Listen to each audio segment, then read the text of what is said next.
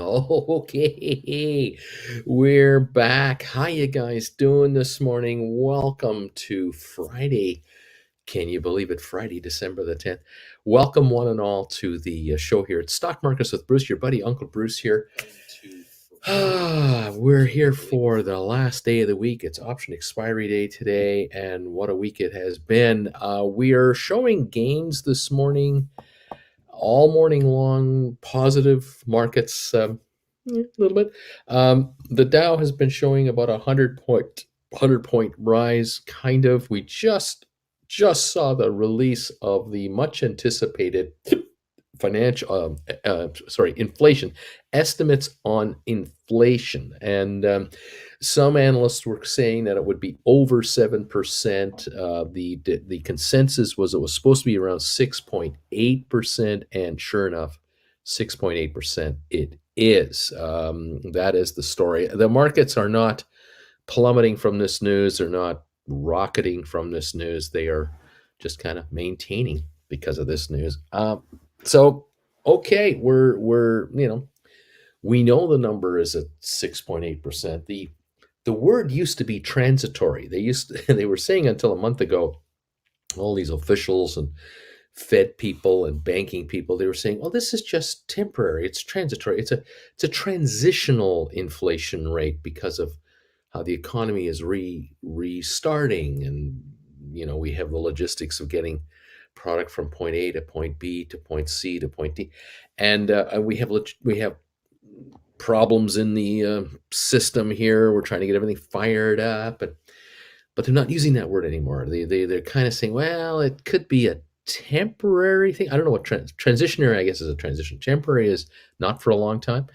I don't see this inflation problem in a way that we used to measure inflation. Inflation used to be embedded deep into the economy. It was just everywhere for everything, and you just couldn't avoid, 1% a month increase or more, or whatever it was.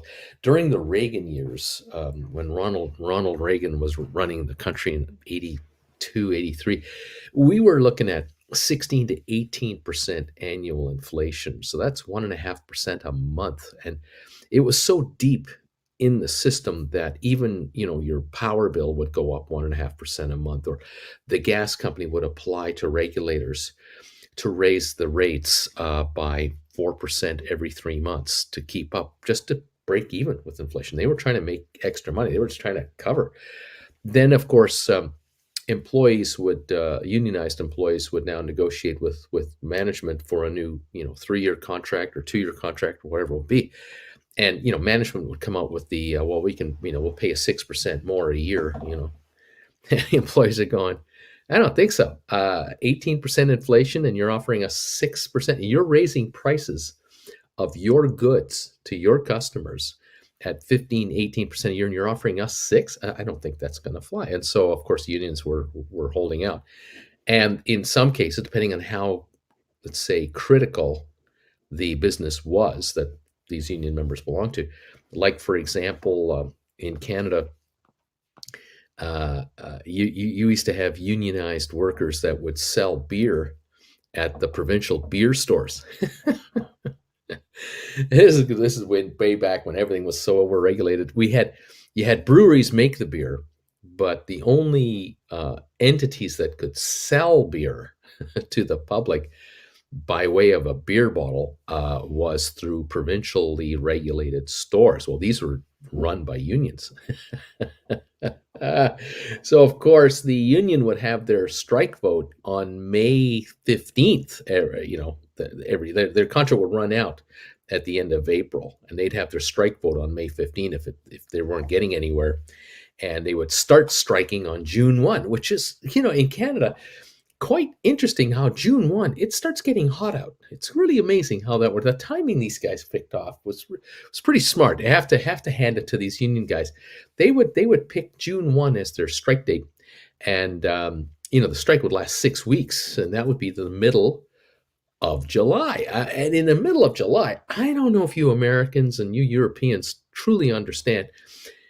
In North America and Canada in particular, middle of July is kind of like the height of the holiday season.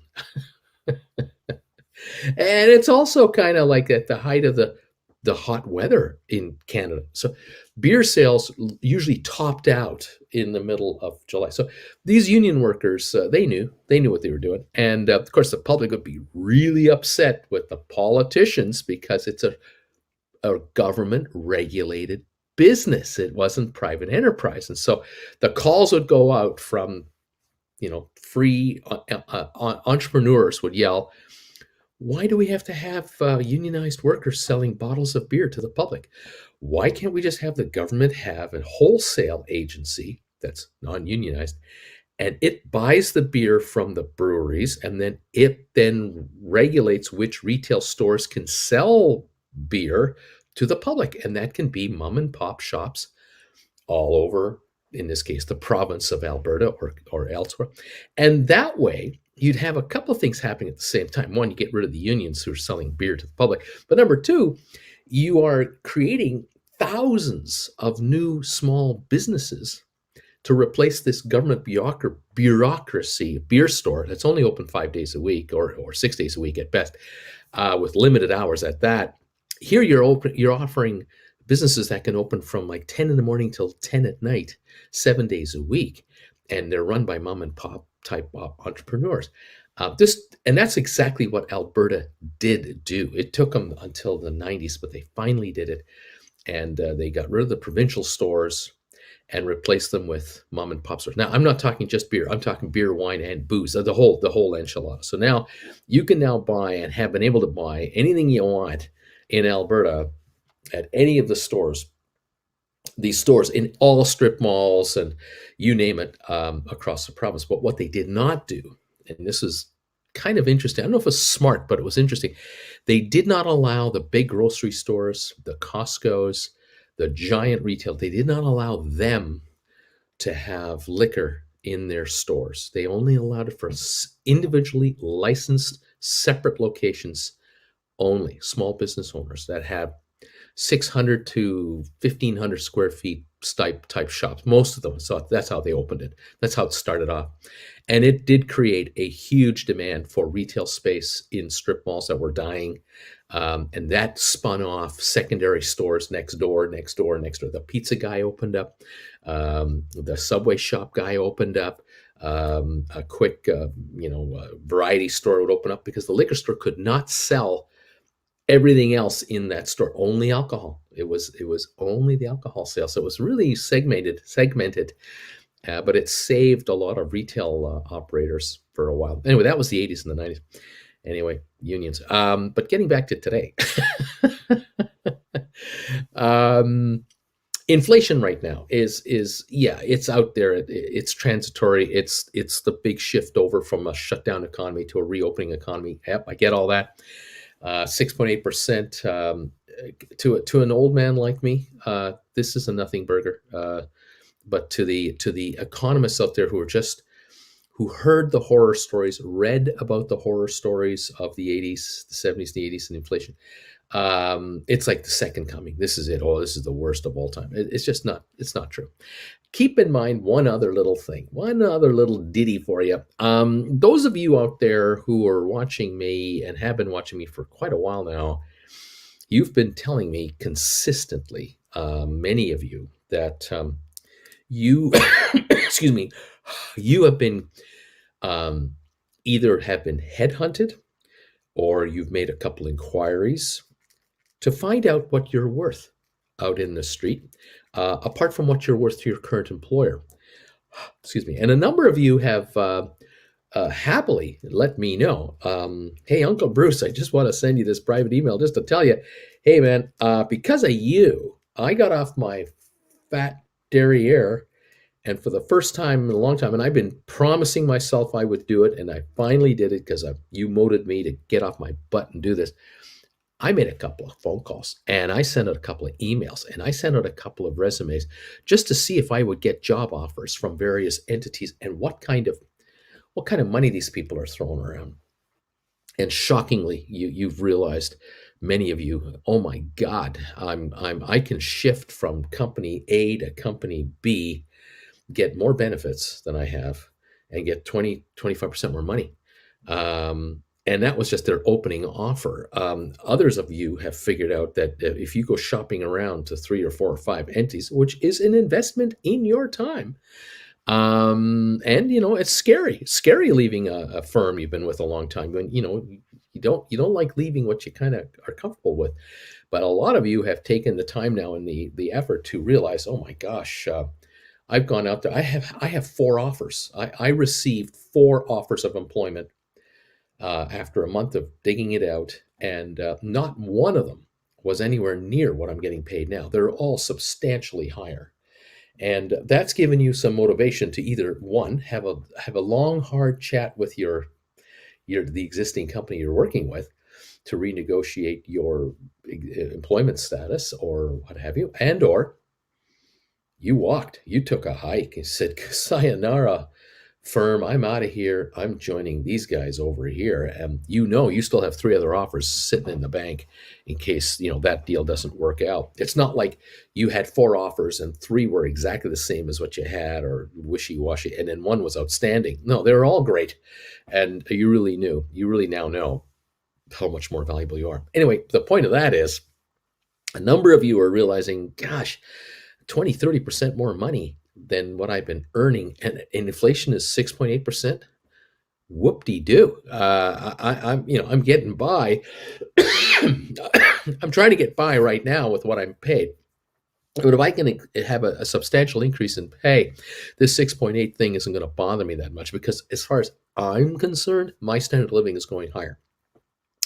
And the inflation thing, I don't think is embedded into the economy on a permanent basis. I don't personally think so. We'll see when time goes on. Of course, a lot of you out there also have really changed your game plan going forward with respect to your future. You want to be self-employed now. You want to be just a consultant type of a person. You want to run more of an agency kind of a arrangement.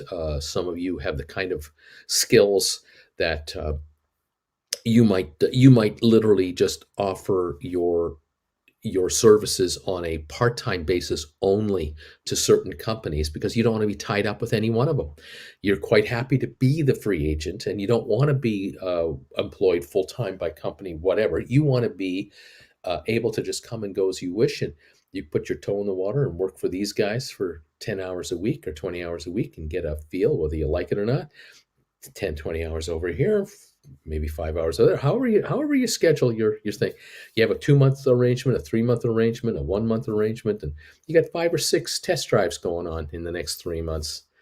And you're realizing, one, it's so easy to find work. It is so easy to find work. You're turning down work.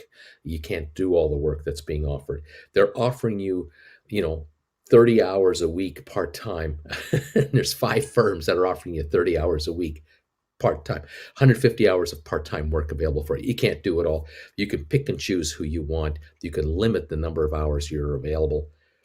This is a whole new world. Back in the 80s, when inflation was stupid and Reagan was trying to get a handle on what was going on, we didn't have these kinds of options. It was not that simple to be a pick and choosy kind of employee. In those days, the unemployment rate was at times quite high.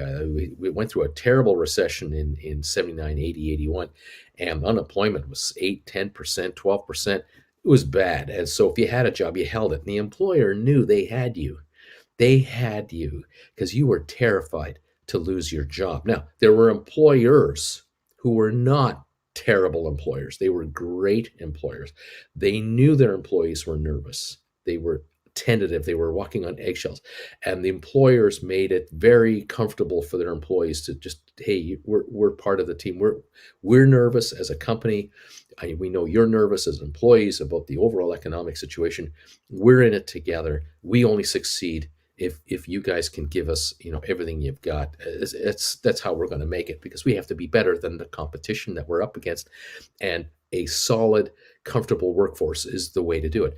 Not all companies thought that way. And Sometimes the theory was, or the thinking was, head office, it was all great, everybody was warm and fuzzy and it was all wonderful, but the branch offices, you had all the tyrants, the tyrant managers there. Those are the guys and girls who would be forced by head office to grind costs down all over the country. And it was your misfortune to be employed by company X, a well run, highly profitable corporation, but you were in branch office over here, branch office number 48. And at that branch office, it was complete panic and complete eggshell walking, and no motivation, no happiness. And yet you were being reminded how lucky you were to have the gig that you had. And oh, those are bad. Those are tough days. Those are not good days. There were many of us in our 20s, 30s, and 40s, and many of my clients who in those days were also going through this complete psychological torture, really worrying about their futures and just not being able to make plans. And you didn't dare go to a car dealer and think about buying a new car. You didn't dare go to a realtor and think about getting a new house. You didn't go to the furniture store and take advantage of the 0% financing because you didn't know if you'd have a job in 2 months, 3 months. Reorganizations, layoffs, corporate objectives have changed. Who knows what, and or they just shut down complete divisions because you were watching back in the 80s. This again is not happening today as much, but we were all watching on the news virtually every week another huge story on national television. um, Westinghouse laying off 5,000 people at the factory plant in wherever, Ohio, that had been there since the 30s. And they're shutting the whole factory down. Or a furniture factory in the Carolinas, or clothing manufacturers in Tennessee, Kentucky, Georgia. Um, Tens of thousands of people getting let go simultaneously, entire towns being wiped out because it's the number one employer in town with all the spin-off employment. We were seeing stories like this again and again and again, especially in the northeast of the U.S. and in southern Canada, in Ontario, the Rust Belt, we called it, the long-standing places where you finished high school barely, or you didn't even finish high school. You could get a job as an 18-year-old, 17-year-old. You get a unionized type job with all kinds of benefits.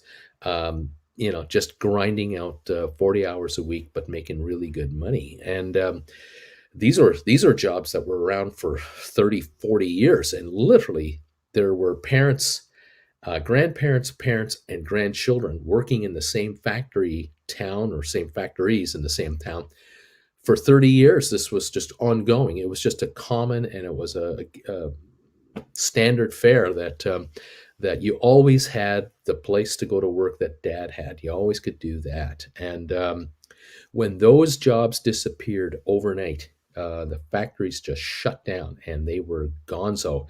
The employees couldn't believe it. They thought it was a farce. They thought it was just a ruse to get a better deal from the union. And they never came back to negotiate, and they chained it up. And then they sold off the equipment if they could. And then they started tearing down the buildings, and it was over. And these jobs disappeared to the third world. They went overseas because this was the beginning of the end of the U.S. auto business as we knew it. This was the end of the manufacturing business in Canada, the U.S., as we were aware of it. The last of the post-war boom type jobs that were exploding across mainly the eastern half of the United States, where most of the population was at the end of the Second World War, and for Canada, Ontario, Quebec. Those areas there boomed through the 50s and 60s with constant new factories and new manufacturing facilities, but they were crushed, mercilessly crushed by inflation of double digits through the 70s and 80s. And when the economy would go into a tailspin, these companies would just get decimated with 30, 40, 50% sales drops of all of their products that they were manufacturing in North America, because it was North Americans buying it. And when you had a domestic recession, you had a cataclysmic problem with regard to your factories. Today, If we're going to have a recession in the US and Canada for whatever reason, I don't see one coming, by the way, because we have too much money in our pockets at the moment. But if we were to have a recession going forward 5 years from now, a real doozy of a recession, yeah, there'll be layoffs in North America. Sure. Yeah, there'll be layoffs. But the catastrophic price that will be paid by workers in factories in the third world, where they are paid a couple of bucks a day to slave away and make our, make our Nike shoes and our Apple phones and all the, this clothing and whatever, these glasses. I mean, everything that we buy cheap, cheap, cheap. We're so proud of ourselves that we're buying stuff for such little money. It's on the backs of third world workers who have no backing, no social backup, no unemployment, no nothing. And these folks will just be, they'll come to the factory and it's locked today. No work today. Come back tomorrow. They'll come back tomorrow. No work today. They'll never know. They'll just have to wait it out. That used to be the problem in North America. We would have these factories that would announce some furloughs or some we're shutting down for a week to do maintenance, but you would still be paid. You'd be paid at least some kind of a guaranteed unionized minimum of some kind, or you'd have unemployment insurance. But corporations in the United States, Canada are the sharpest in the world. I mean, a U.S. based manufacturer of any kind of industrial product, the folks who run these factories are very, very intelligent people, and they are reading between the lines all the time about global demand for their product, domestic demand for their product, and they can tell well in advance when there's slowdowns coming, and they make moves in advance now to really stay on top of this. Where in the past there was this loyalty thing, there was this, mom and pop had a furniture factory that they built up with 500 employees, 1,000 employees, non-unionized place, but they treated the employees like members of the extended family, and they would keep employees on even when the sales were backing off because we'll just fight our way through it. Well, that doesn't work like that anymore. Now it's publicly traded corporations. So much of the manufacturing sector now is inside some kind of a publicly traded company. Results are required every 13 weeks on Wall Street. Every 13 weeks, you have to come to Wall Street with your financial results. GameStop has to do it. IBM has to do it. Apple has to do it.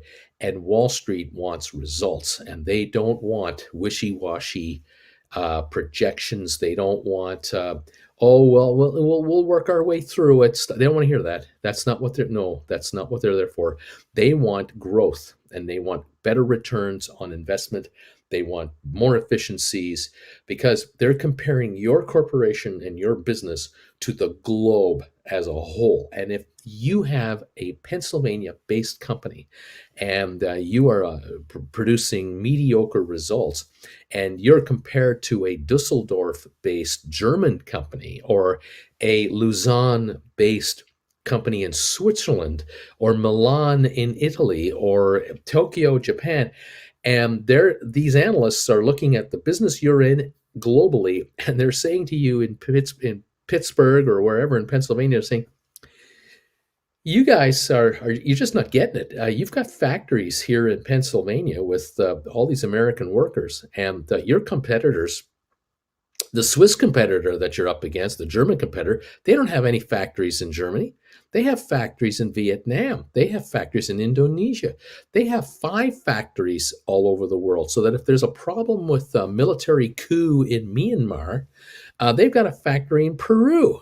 They have a factory in Mexico. Why aren't you guys so diversified? You got one factory in so-and-so Pennsylvania, which is run by dominated by a union.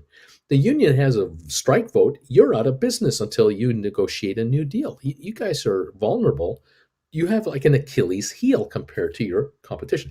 This is the world in which we have grown into now since the 80s.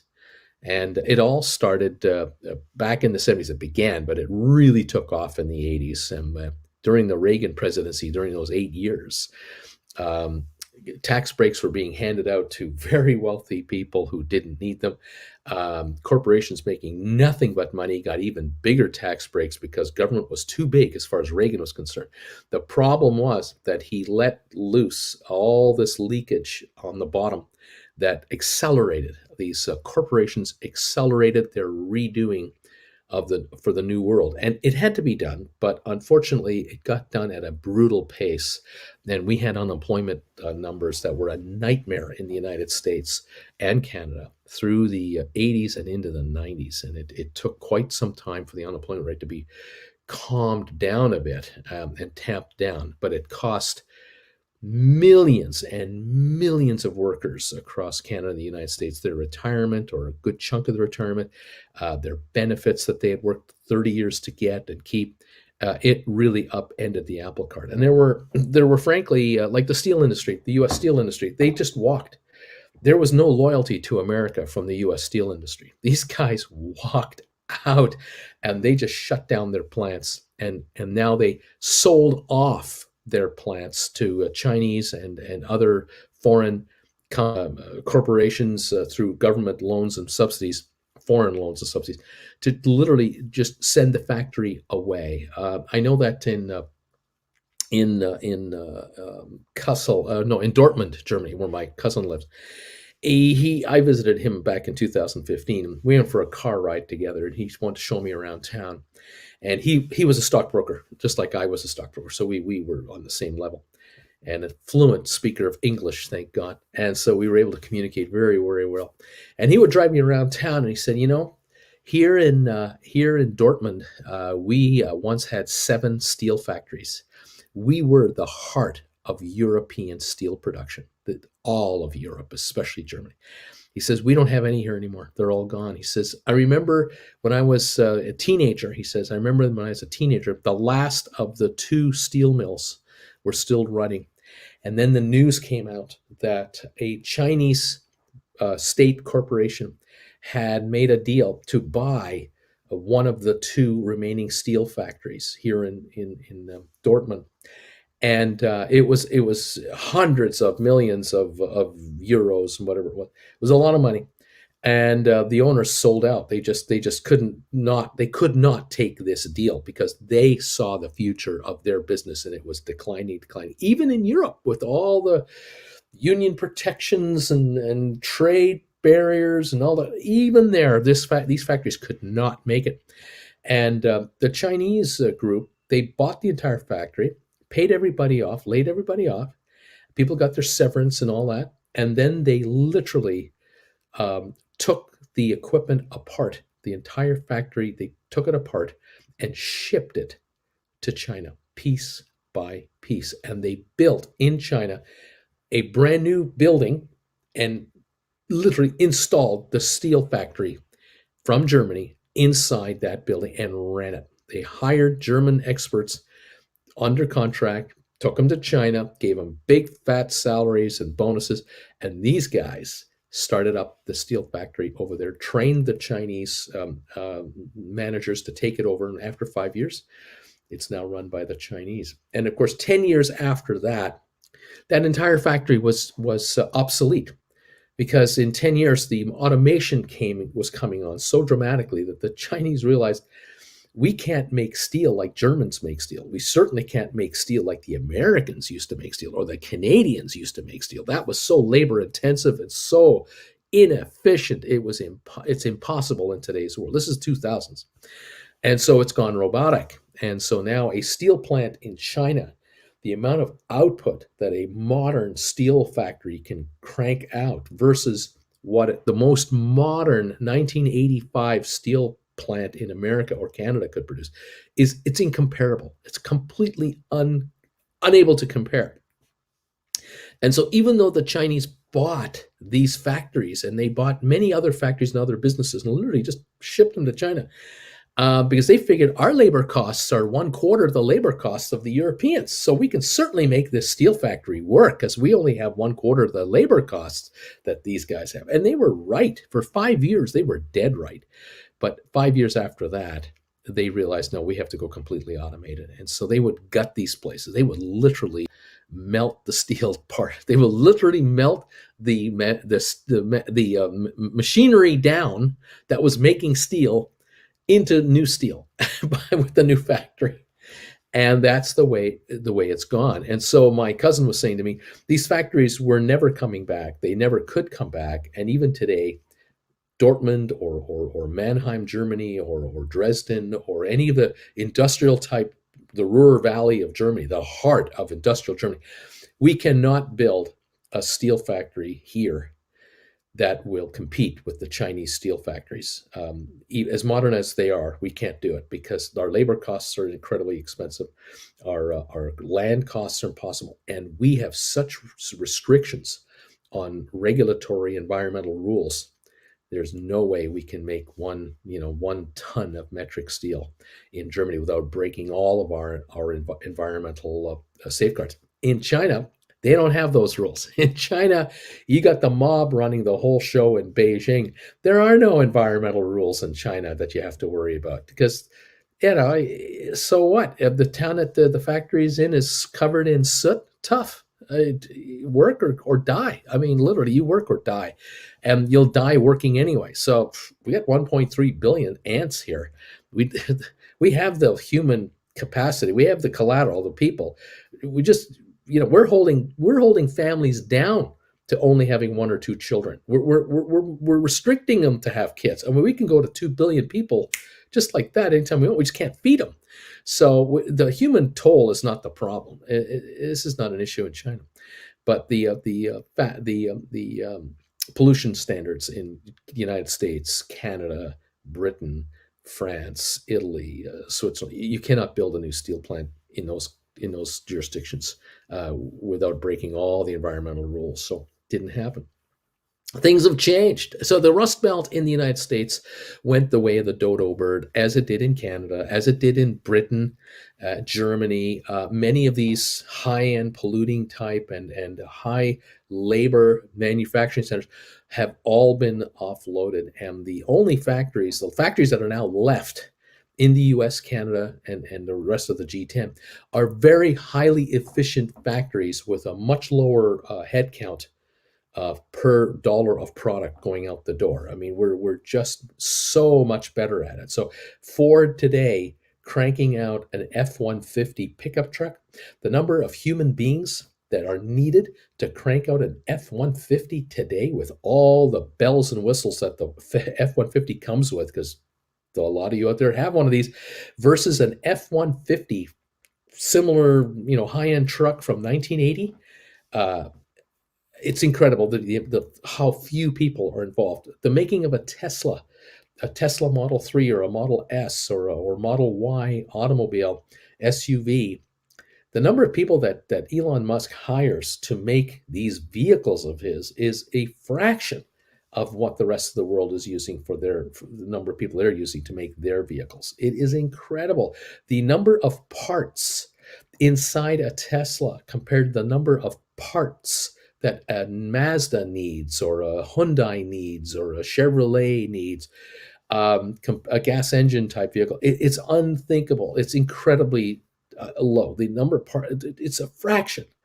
And this is the direction of manufacturing. It has to be. It has to be the direction of manufacturing. And yet a Tesla that runs its course, and yet we haven't reached the end of a Tesla's lifespan yet, by the way, but in the next 10 years, the early Teslas that will eventually be done for will be recyclable. 95% or more of the vehicle will be completely recyclable. There's so little of a Tesla that's going to end up in junkyards. Parts, Tesla in an accident, you might be able to get a nut and bolt or something here and there, but very little. And once they run low, they run out, they get rusted out, they wear down. I mean, how many hundreds of thousands of miles this will take, because we still don't know. They haven't run out yet. Batteries will just be replaceable if they run out. That's not a problem. The old battery is totally recyclable. You put the new battery pack in, you get another 150,000 miles of range of lifetime. But Tesla's, compared to the 1960s automobiles and the 70s and the 80s, there were there are still junkyards in the United States with 1980 automobiles that haven't been recycled. They're everywhere. There's millions of them, hundreds of millions of them, because it's too expensive to do so. Environmental rules aren't tough enough to get rid of this stuff. It's absolutely amazing. Anyway, the world is evolving everywhere all the time. The world from the 80s to today, unrecognizable in many respects. It is unrecognizable, and the employment world that I was in the 80s, when I was branch managing the brokerage firm that I was running, and I took my with my buddy, I took a company public. The world that we were involved with at that time versus the world we have today is just unthinkably different. It's exciting. I'm amazed by it. I'm grateful that I'm here to enjoy it and witness it, and be able to compare and still be able to remember it. But I also recall that in 1985, 82, 84, whatever those years were, those Reagan years, I also remember that, wow, have we ever changed since the 60s? I remember my dad's music store. If you came in to buy something from my dad's music store, excuse me, you bought a book, a music book for, say, the Eagles, the greatest hits of the Eagles. You wanted to see, get a guitar chord book. We'd sell them for $6.99, $7.99, whatever the price was of these things. And you'd bring the book to the counter, to where my cash register was. And I literally took a pen, and I had an invoice box. It's a little metal box that had invoices in it. Had three copies of invoices, and I would write today's date, and I just write down cash sale, one music book, Eagles greatest hits, $7.99, tax, whatever that was, total, blah blah blah. And it was paid cash or credit card, but usually it was always paid in cash in those days still. And I would then ring it through the till, give the customer the change. I would take the receipt, roll the little thing by hand, and get the receipt out and rip it off and give the customer the top handwritten receipt. They'd get the top one. It would be in the bag with the book. And out they'd go. And we would keep the two copies, or one copy, if I recall. And they were produced with a piece of carbon paper in between them, and I would throw the carbon paper in the garbage and put the copy underneath on the bottom of this little thing. A little drawer would slide out of this little handheld unit, be about triple the size of this thing, and we'd have, at the end of the day, all the pink copies of our receipts that we'd come out, and we would quickly go through them like this, because each one is serial numbered. And we would see 709, 10, 11, 12, 13, 14. It had to be in order. And then there's all the receipts for today's sales. And we didn't have to write down like two guitar picks. We didn't have to write down picks for 25 cents, but we had to write down any sale of $1 or more, so my father could keep track of inventory. Because he would have this the next day. He would come in and he would go through the pink receipts, and he'd see receipt number, whatever, 704. Sold a copy of the Eagles' greatest hits.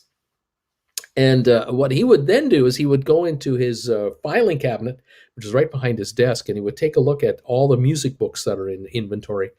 And he'd pull out the music books from the Eagles, and he could see, the last time we ordered that book, we ordered 4 copies of that book, or 3 copies of that music book 4 months ago, and they're all sold out. We got to order 3 more, because the greatest hits books you always had in stock.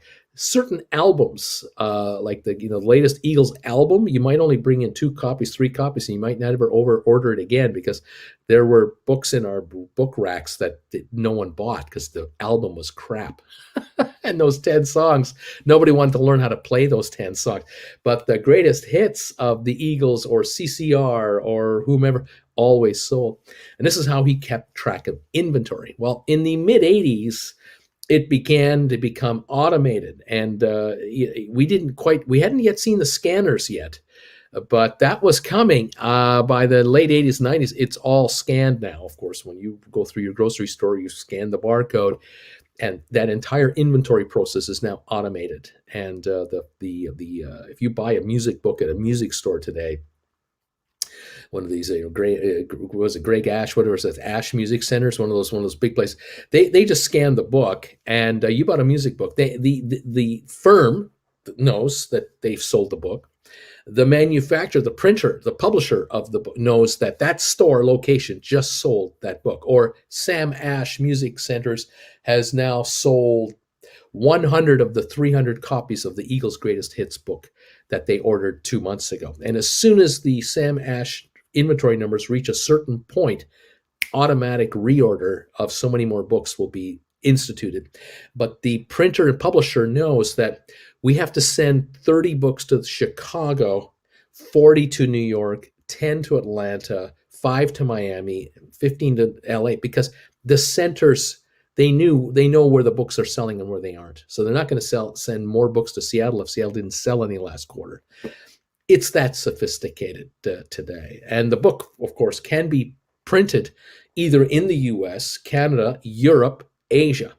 And don't be surprised if many of your products, your favorite products that used to be produced in the USA, are now printed, for example, in Indonesia, or printed in Vietnam, or printed in the Philippines in giant printing press factories under license to Sony Music, Columbia Music, Decca, whoever the brand is that the artist is represented by.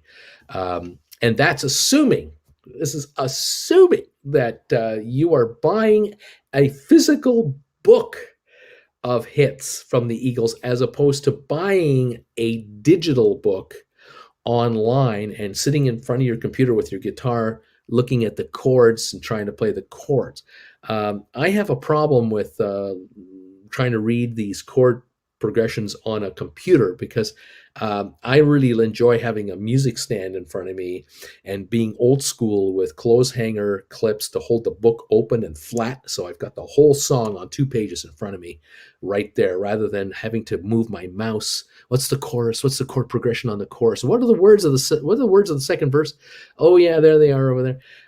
On the book, it's just in 2 pages, the entire song is there with all the lyrics, all the chords, all at the same time. This is old school musician talking, though, and I don't even know if that exists anymore. I haven't bought a music book, and I can't tell you how long it's been. But today's world is all computer automated barcode scans, and the human element has been reduced to virtually nothing. It's amazing how many jobs have been eliminated, have been completely eviscerated with the high-tech world in which we live. And this is not stopping. It is going to continue on.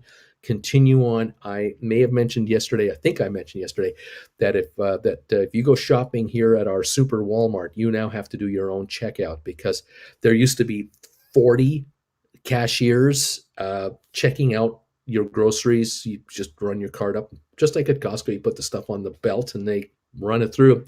Now you do it yourself. And I'm going to tell you, I am guessing that for Walmart, this could be the death knell for that corporation. It could be a major problem. And Target, it's coming for Target. It's coming to Costco. It's coming to any major retailer where the customer has to do their own checkout. There will come a point in time where the customer is so upset, pissed off at the frustration of doing your own self-checkout, because how many times are you in front of these things and it says, oh, please wait for the assistant to assist you because there's something wrong with a barcode or whatever the issue is. It'll get to the point where the customer will go, I'm not walking in that store ever again. I love the selection of the product. I love seeing what I see, but oh, God, I hate paying for this crap. I just can't stand it. And until corporate America figures out the Achilles heel of its own greatest invention, which is massive, humongous stores for customers to go into, until you get rid of the Achilles heel of the checkout area, it's going to be a frustration. And I think the problem here is you can have 40 self-serve checkout cash registers, which don't take cash, or some of them do, not many. But you can only collect as much money as the people can physically give you in a physical way. And I think if you run up to with a cart with 40 items to a professional cashier that and that's all they do, and they know the price of most merchandise because they're always running it through the till. You bring that product out of your shopping cart as fast as you can, and they can run it through the till and bag it. And by the time you get the last item out of your cart, they've run it through already. You're the holdup. You're the slow one because they're done. They've got the $140 bill ready for you to pay. You're now rummaging through your purse or wallet or your pocket for your credit card or debit card or however you're going to pay them. You're the one holding it up. These folks are fast. Well, the problem now with the self-checkout is, and I'm guilty of it, I take an item out of the cart and I'm going, well, what cart am I going to pay for first?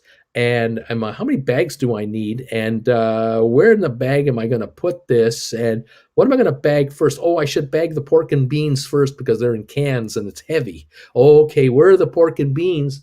And I'm so inefficient. And I'm so useless at this. And I'm a retailer. I was brought up as a retailer. I'm useless, and I hate it because this, to me, is supposed to be a service that the retailer is supposed to provide me. I didn't notice prices were any lower because I'm self-checking out my own crap. I don't see a discount coming to me. If I saw on the till receipt a 10% discount because I self-served myself on the way out the door, I'd feel better about it, but I don't get a discount. If I go to the one or two or three cash registers that are still left used by human beings, it's just the same price to me over there. Why am I going through all this motion? And I drop something and it's on a muddy floor and I don't want to buy it now. And I got to call the person over, say, oh, I dropped it and I don't want to buy it. I don't want to walk 250 feet back to the back corner of the store to buy another one of these, find another clean one. We're talking inconvenience and frustration up to here. And I don't see happy people at the checkout counters of these massive retailers. I just don't. And I'm wondering, they keep talking about the automated and automatic shopping cart experience where you get a shopping cart and then you'll use your debit card, credit card, and you'll shove it into the machine right on the cart, and you'll authorize maybe a $100 allowable expense, like gasoline at a gas pump. You pre-clear your credit card for a $100 charge for gas, not knowing how much gas you're really going to buy until you fill the tank up. You can do that with your cart, and then you run through. But I see the problem there. I see the problem where people run through a $100 limit because that's all they got. And they have a list of stuff they're supposed to get, and they get 3/4 through their list and they hit $100. And on the list that they still have to get on their phone, they see I have to get milk, bread, butter, and eggs, like the basics of life, which are at the back of the store, always at the back of the store, the grocery store. But they've gone through the bakery department, they've gone through the meat department, they've gone through all the other high margin departments already, and they've picked off all kinds of stuff they want, and they've already hit $100 and they haven't hit the basics. Now they got to put stuff back. Guess what people do when they have to put stuff back? They don't go back to where it came from. They just start dropping off merchandise everywhere. How many times have you been in Costco and you've seen a package of ground beef sitting where the sweaters are for sale, or in the book department, or you've seen a package of muffins sitting where the cold vegetables are. They just dump them off wherever. They don't care. They don't give a crap because their mind is, oh, the staff will pick it up and they'll put it back where it belongs. Forget the fact that it might be contaminated or could be room temperature before it's getting back to where it's supposed to go. Can't be sold. It's a complete loss. In any event, I see all kinds of efficiencies with this going forward. At least with gasoline, you pre-clear your credit card for a $100 purchase. The pump stops at $100. Now you got to ask yourself, do you feel lucky, punk? Have you got enough fuel in that tank to keep going, or do you want to top your card up again and put another $20 of gas into this thing? How happy are you? At least with gas, I bought $100 worth. I can get around for a while, and in a few days I'll buy some more. Okay, let's leave it at that. But with the grocery store, it doesn't work that way, or with a Walmart store, it doesn't work that way. If there's a specific list of stuff you need to get and you're already over your limit, you got to ask yourself, do I have room for more? Do I want to go through the whole process of doing this? Or do I just take what's in this cart and go through self-checkout, run it across the scanners to reconfirm that everything you've been charged for in your cart is indeed what you're leaving the store with, to confirm the numbers, Great, because you want out. Because after a certain amount of time, you want out of these places. You don't want to live there. You got a schedule to keep. You got to get home. You got to make dinner. You got a ball game you want to watch or whatever you want to do. You got to go to the bathroom. I mean, after all, you got to go to the can. Come on, I got to trade stock on my phone. I don't have time to sit here all day. The world is evolving, and but the real thing about the evolving world is that fewer of us are needed to run it. In the G20 countries, I keep talking about the first world. In our first world, fewer of us are needed. In the second G20 and the bottom part of the world, it's happening as well. And a reckoning is coming. Another reckoning is coming. And that reckoning is that sooner or later in the third world, where the billions are, the people, or tons, 1/10 will be needed to run the economy. What happens with the other 90%?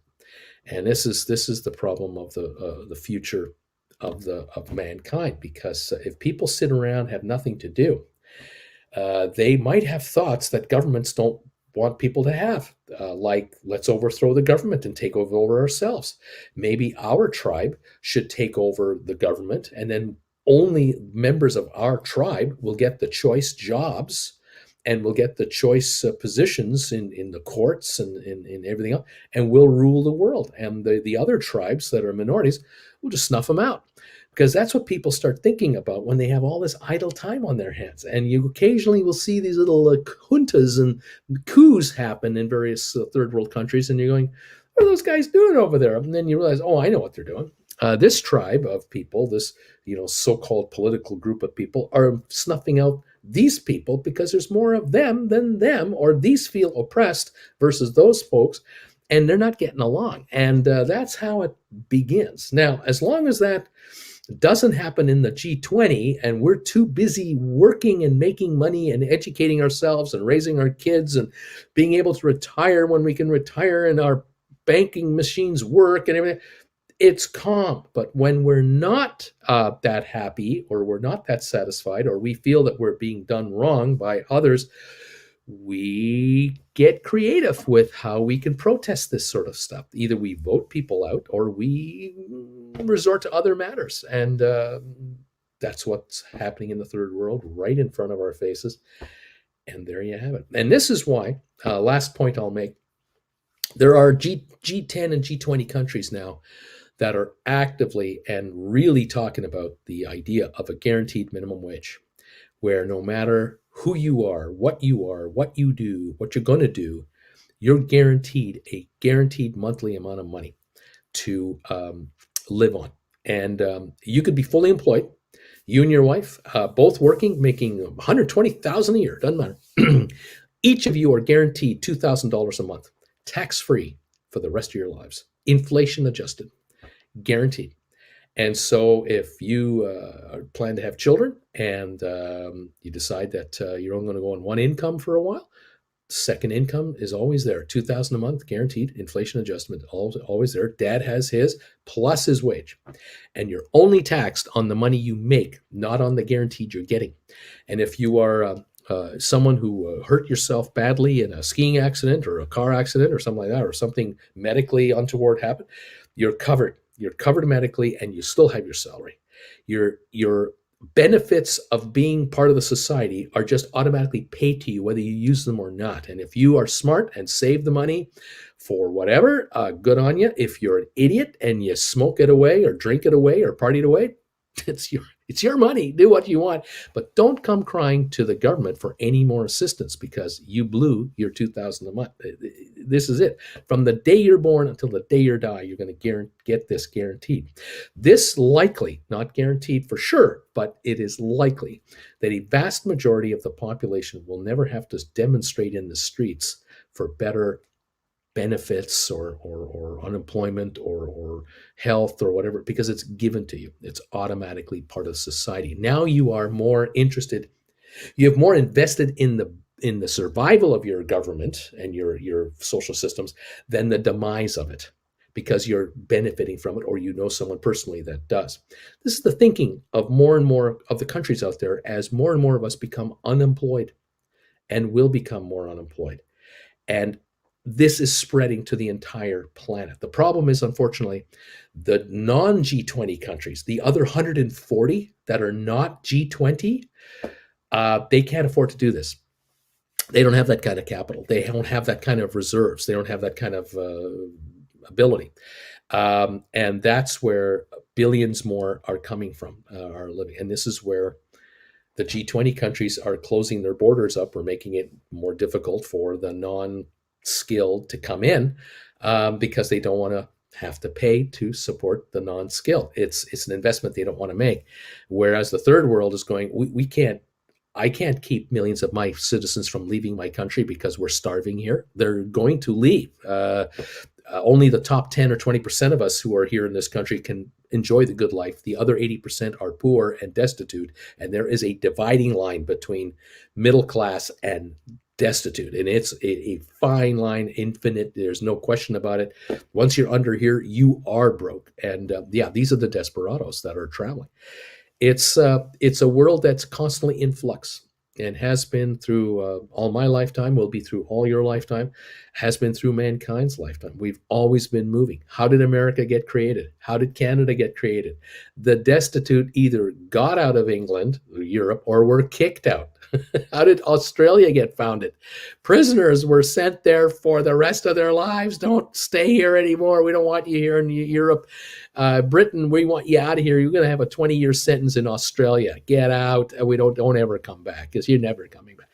Well, we're running out of islands to send people for the rest of their lives.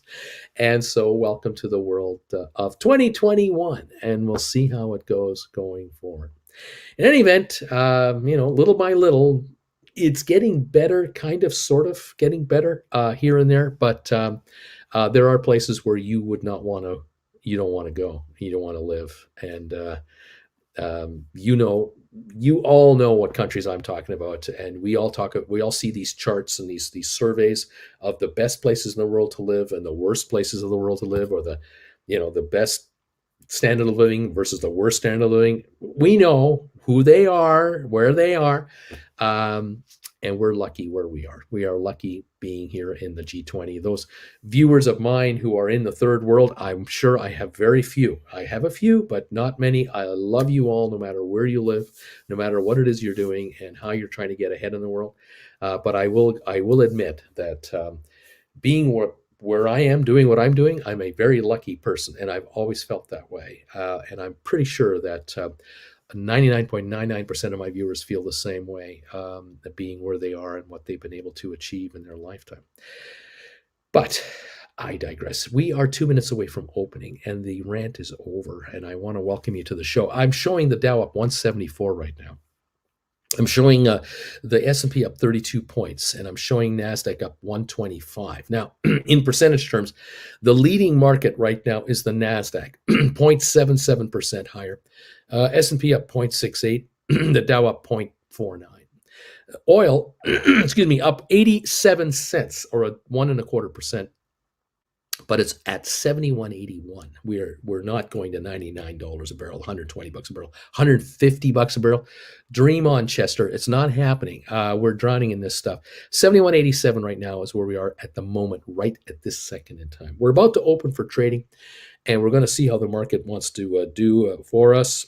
How it's all going to work out. I'm showing Rocket Lab right now at 12.59 pre-market last trade, or roughly. I'm showing SoFi at 15.74, up 8 cents in the pre-market. I've got GameStop 159.50, up 3.74 in the pre-market. Only 46,000 traded. I got Matterport 24.54, down $1.49. I'm not sure if this is accurate. It looks like it. I'm not 100% sure on this device. These codes sometimes mislead me. 23andMe, 835, down 3 cents. Spire is indicated at 425, down 4 cents, but I don't know what volume.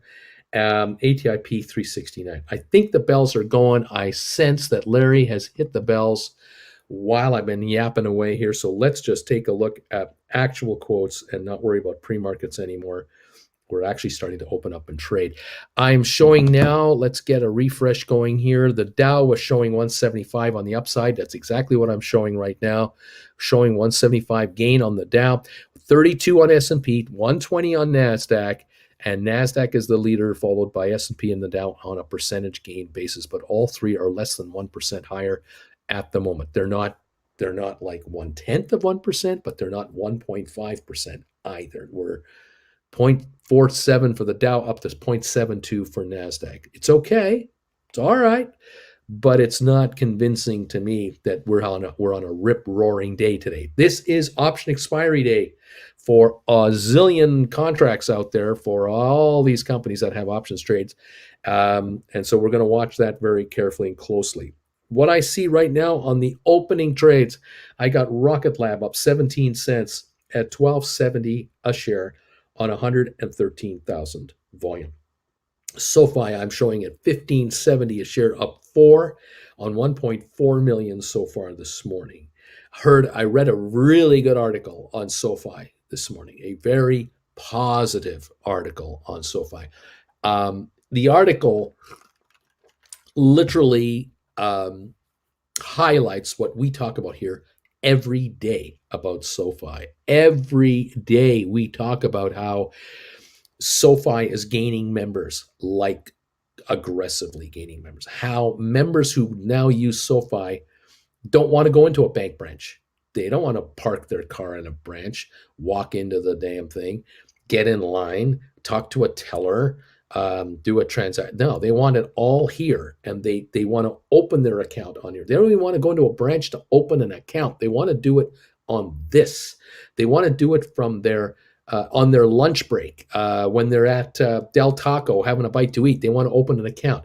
They want to apply for a credit card. They want to find out if they qualify for a car loan without having to go through all the motions of making an appointment with a loans officer for Tuesday at 4:00, because that's the only time they can see you. And you have to bring in pay stubs and a letter from your employer that you really do have a job with this place. And on goes the BS, the paperwork, just to apply for this stuff. It used to be a nightmare when you used to go for a car loan in the old days.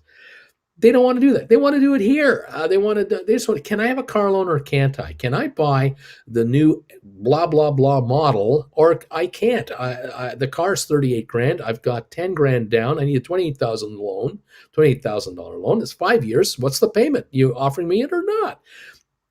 SoFi is doing this, and it's working. The article went on to talk about how the company is going to be a cash cow generator because the cost for that bank to be a bank is so much less than all the competition of the brick and mortar banks. The fact that they're getting their bank charter in the short term, that's coming. We know it's coming. Game changer. They're talking. It's a game changer. In any event, this article concluded by saying this stock is a bargain at $15.78. Right now, $15.83. It's a steal. Its upside is limitless. That is the article that I'm referring to. Just mention. Okay, GameStop, 158.78, up 302 on 226,000 volume. Matterport, 25.15. We're up 61 cents here on 400,000. We got ME up 22 cents, 8.57 on 39,000 shares. 8.57 on ME. Spire right now, 4.28, up 3 cents on 11,600. ATIP up 9 cents to $3.78 on 3,200 shares. Whew, yeah, exciting. Smart Rent, I'm not showing any trades yet. And Sextera, showing a 20-cent gain on Sextera this morning, 6,800 volume. There was a buy recommendation that was made this morning, and coverage has been initiated by, is it called Truist, Truist, Truist Securities, I think. $15 target price on Sextera. Buy is a buy recommendation today. It's up 20 cents this morning, 6,800 volume. It was up a little like that this morning in the pre-market too. AMC down 73 cents to 28.73. Robinhood down 45 cents to 21.46. Vanek Vectors up $4, 68 cents to 310.29. Home Depot is up 38 cents, 411.72. IBM is up 48 cents to 124 now. 124 on IBM. The Dow up 137, S&P up 30, Nasdaq up 118. Microsoft gaining again, 337 up $4. Apple up $1 to 175.56. Apple might be topping out around here. My hunch is we might just be topping out around here. They've had a run from 147 to 175 in a month. We're getting a little long on the tooth on this one. We'll see. Tesla down 424 to 999.56. Apparently, Elon Musk has now, in the last month, sold off $12 billion in stock. What these articles don't tell you, all you get are these headlines, screaming headlines. Musk is selling off his stock. What you're not getting is he has stock options galore to buy a bunch of stock from the Treasury that he has earned out, that he was granted in the last 4 years. And he's been earning out a lot of options to buy more stock. He has a certain time or window where he's got to exercise his options. He either buys this stuff or they expire on him and he doesn't get to buy them anymore. And so this encourages and forces him to have to make financial moves. The trouble is, the reality is that when he sells a share of Tesla for $1,000 that he bought for $400 on an option way back when, he has a $600 gain on this transaction. He's got to pay tax on that $600, and he's not in the lowest tax bracket. I mean, the guy's doing all right.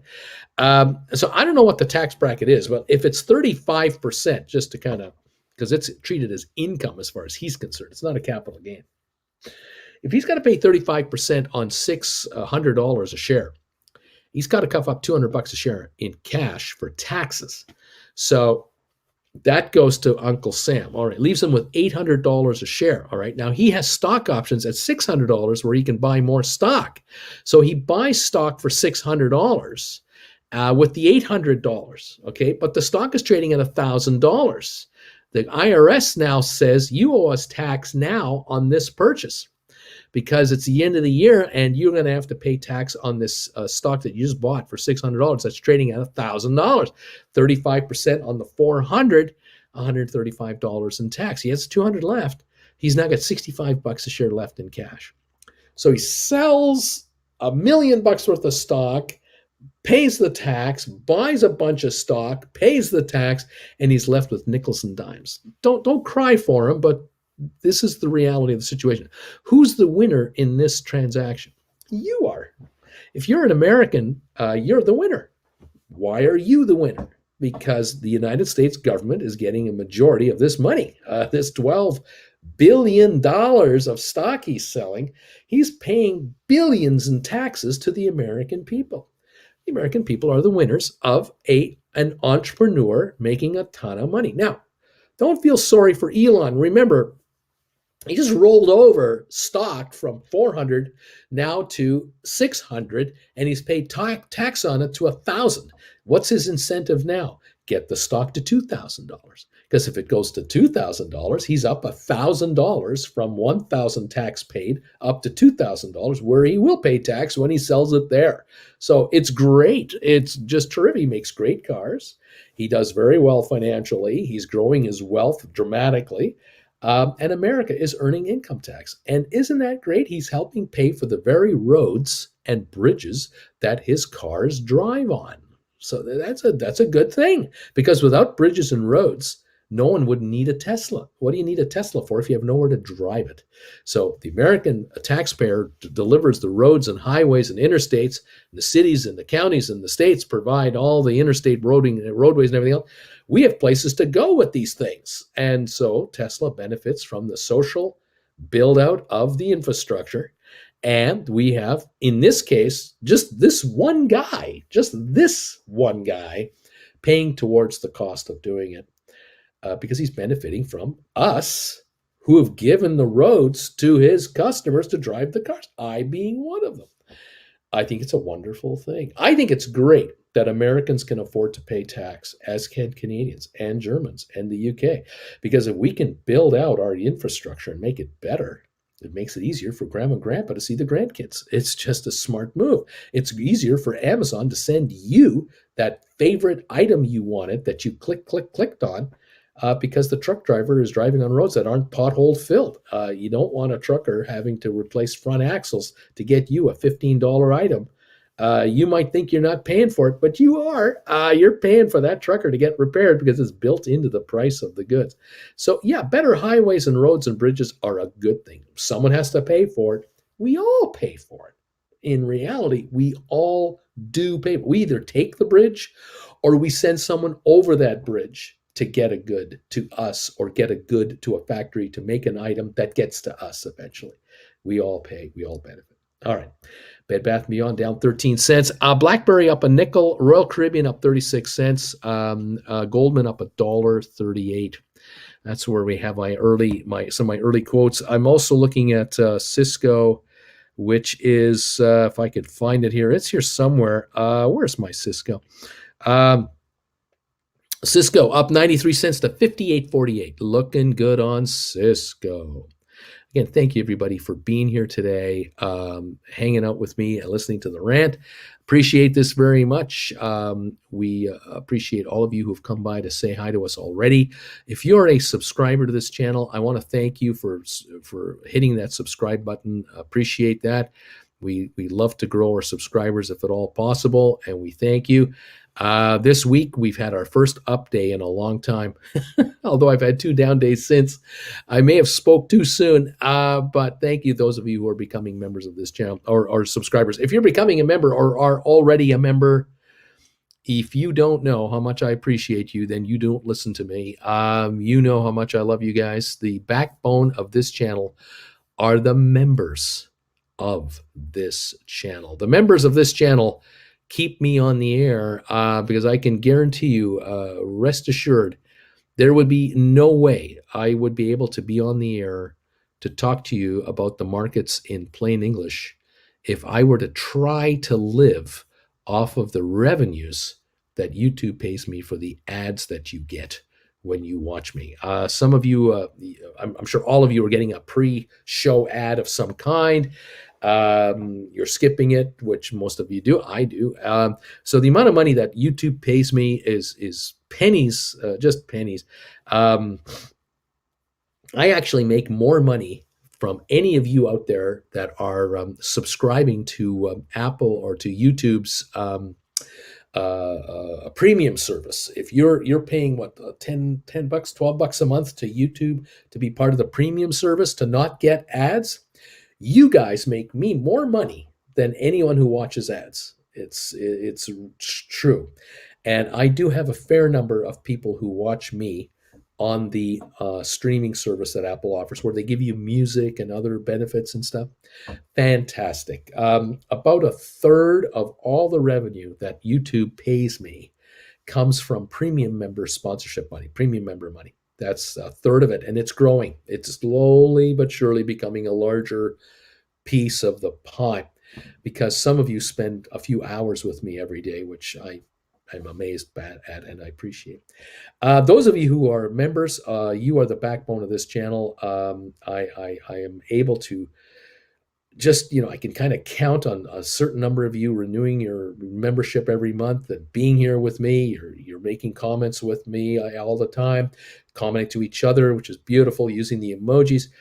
I love it. And of course, I try to give back by giving you an exclusive show every Wednesday night at 8 o'clock Eastern for members only, Prime Time with Uncle Bruce, where I'll answer any question if I can regarding the markets or how you write options or how you're trading stock, and any advice I can give you from my vast experience.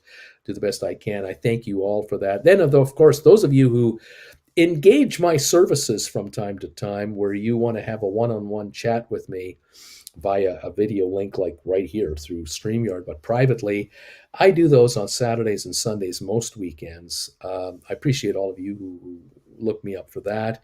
I so enjoy those because we can get to know each other a little bit more.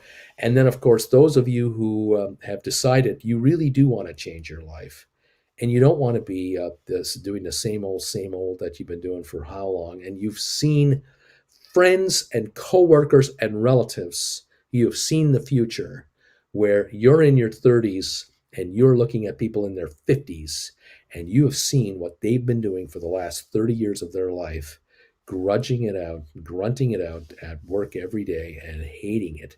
You didn't want and do not want that life. You want to be your own entrepreneurial self. You want to manage your own life. And you are figuring out, watching what I do here, you're putting it together and you're going, you know what? We do not have to have a 30-year career at company, whatever, in that cubicle. We, and when I say we, the family here, we can be self-reliant. And you are looking at your wife is looking at you, and you're going, why are we doing this? Why are we grunting this out? We haven't had kids yet, or we've had the kids and they're gone. We're on our own. Why don't we travel full time for a couple of years, take our account with us, like Bruce says, right in this thing right here, and why don't we trade our portfolio out of the house? Why don't we write stock options and generate an income from this portfolio we've been sitting on for decades? Make it pay to hold this stuff, charge our portfolio rent, in effect, to be in our hands, and travel at the same time. Why don't we get out of here and get away for a month and a half here, come home for a month, take off for another month and a half over there, come home for a couple of weeks, and go. When else are we going to do it? Who else is going to help us do it? Nobody. It's up to us. If we watch these classes, we'll learn how to write options on Bruce's website, stockmarketersbruce.ca.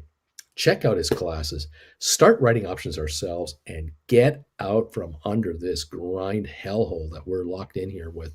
It's just not rewarding. And I commend you for that. If you love your job, I'm happy for you. If you love your career, I'm happy for you. If you love your coworkers, you love your business, you love it, great.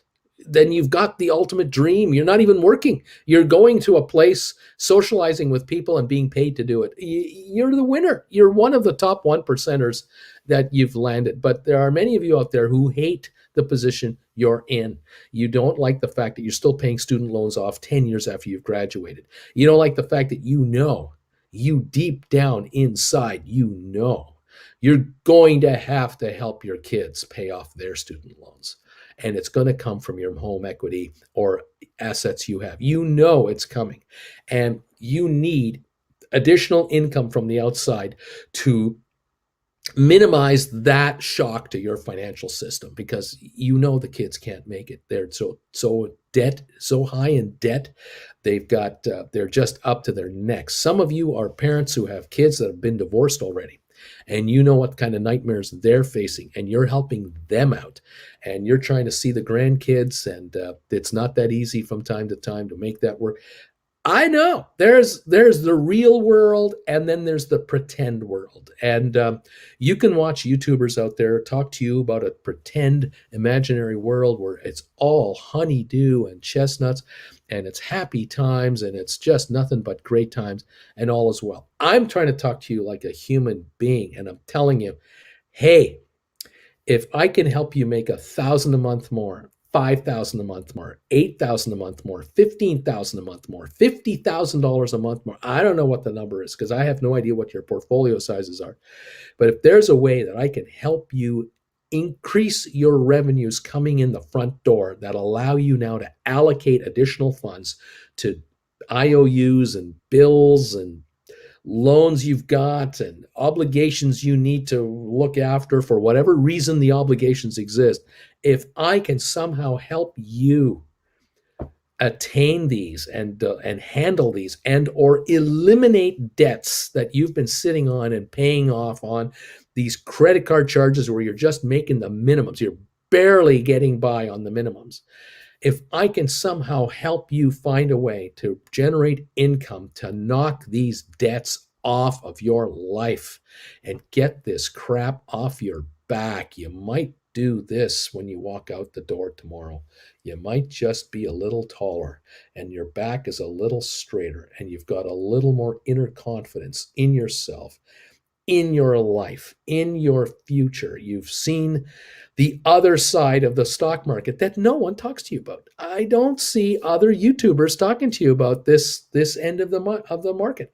They're all talking to you about Buy for the big run to the moon. That's the secret to making money in the market. You got to buy the over-the-counter penny stock that someday will be found by some Warren Buffett type investor and it'll go to the moon. Or you're going to buy stock that's going to be run up by the Reddit crowd for you. I have news for you. The Reddit crowd doesn't give a crap about your situation. They care about their situation. The folks on Reddit are just like you are. They're just like I am. They're looking for self-preservation.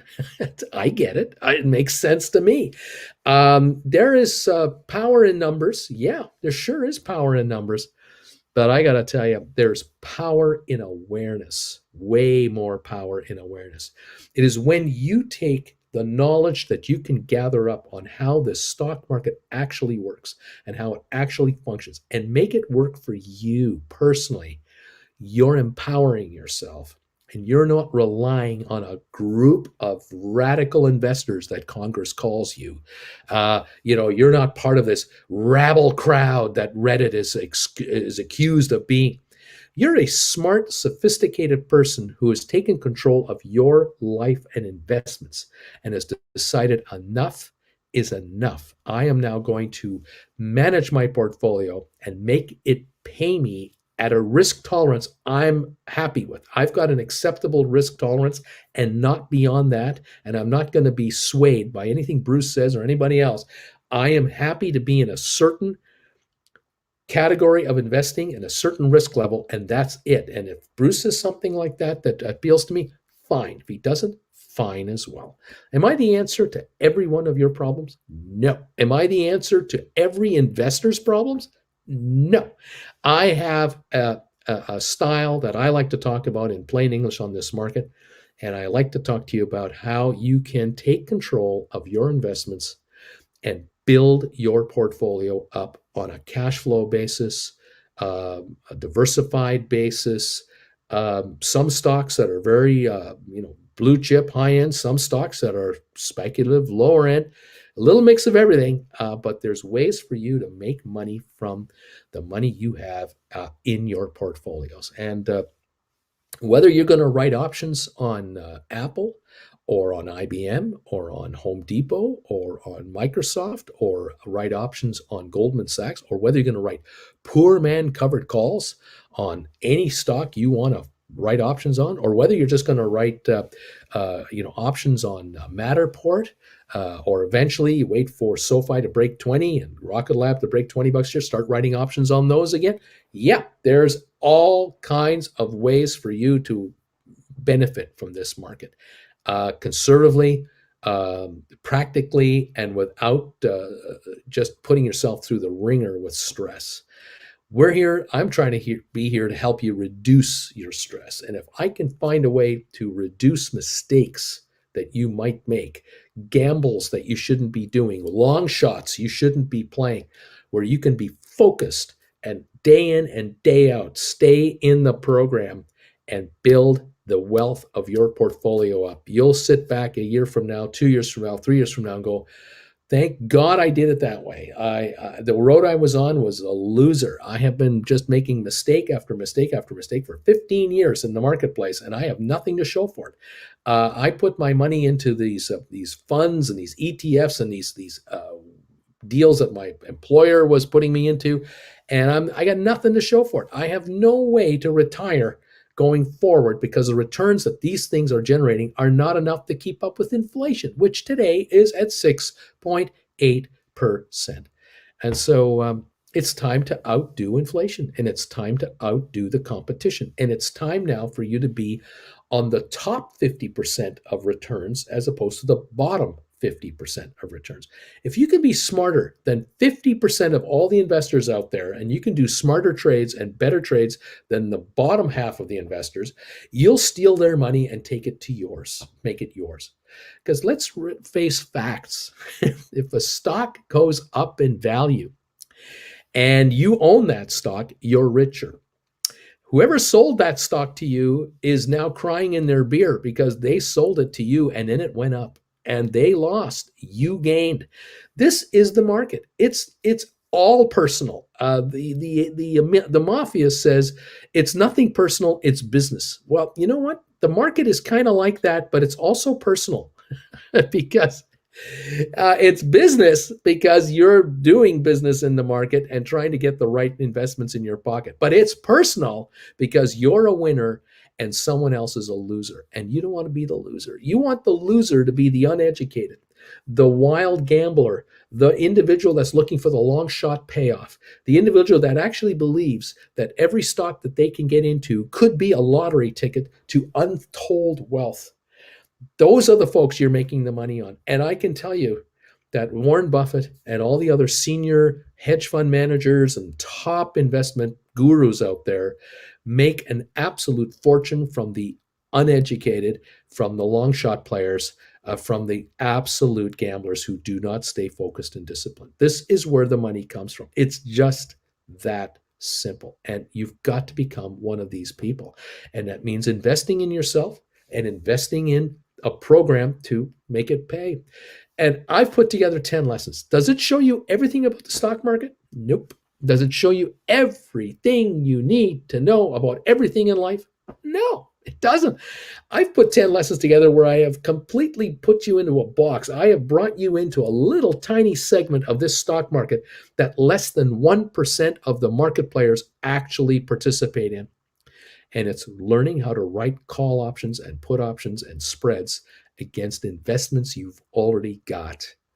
And it doesn't matter if you want to hold Oracle stock and write options on Oracle, or you want to write options against American Airlines, or you want to write options against a hotel stock. It doesn't matter. It's the system. It's the idea of how to do this and how this market works.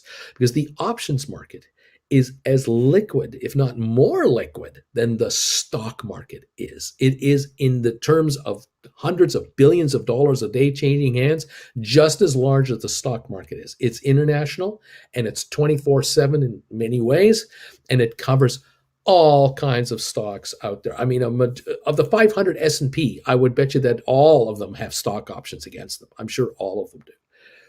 You can write options on anything you want, any stock you want, anytime you want. You can write calls, you can buy cash secured puts. There's all kinds of ways to do it. The trick of it is to understand how it works and understand the pitfalls of the option market and the areas that you want to avoid and the areas you want to exploit. And I want to talk to you about, and I'm trying to push you into, the most conservative area of the stock market, of the options market, which is writing call options, using the time, using clocks, using depreciation, time depreciation as your secret weapon to making money in the market. And it works 90+% of the time, every time. And a few times you have to do stock rollovers, and then it works again. It just works. You have to be dedicated, you have to be focused on it, and you have to want to learn it. But if you're coming to me for just show me a quick trade, Bruce. Just show me what can I do today to make a quick $50. Can't help you there. You've got to invest in this. This is like a college course, except you only have 10 lessons to take. Each one is like 2 hours long, 20 hours of your time. You can take 3 or 4 classes and start trading already. You don't have to wait till class number 10 to start writing options. You can probably start writing options after 1 or 2 classes that you've watched. You can already dip your toes into it. As you watch the rest of the classes, you'll be able to go, oh, that's what he means. Oh, that's what that is. Oh, I didn't know that. The world will open up to you. And if you can hang out here with this gang of mine that are talking and talking while I'm talking right now, wondering when is he going to shut up and talk to us? If you can handle these folks right here and read what they're commenting on, you'll start to understand what they're saying. Because a lot of you out there watch these comments going by going, what are they talking about? What is this time depreciation thing? What does OTM mean? What does ITM mean? What is all this stuff?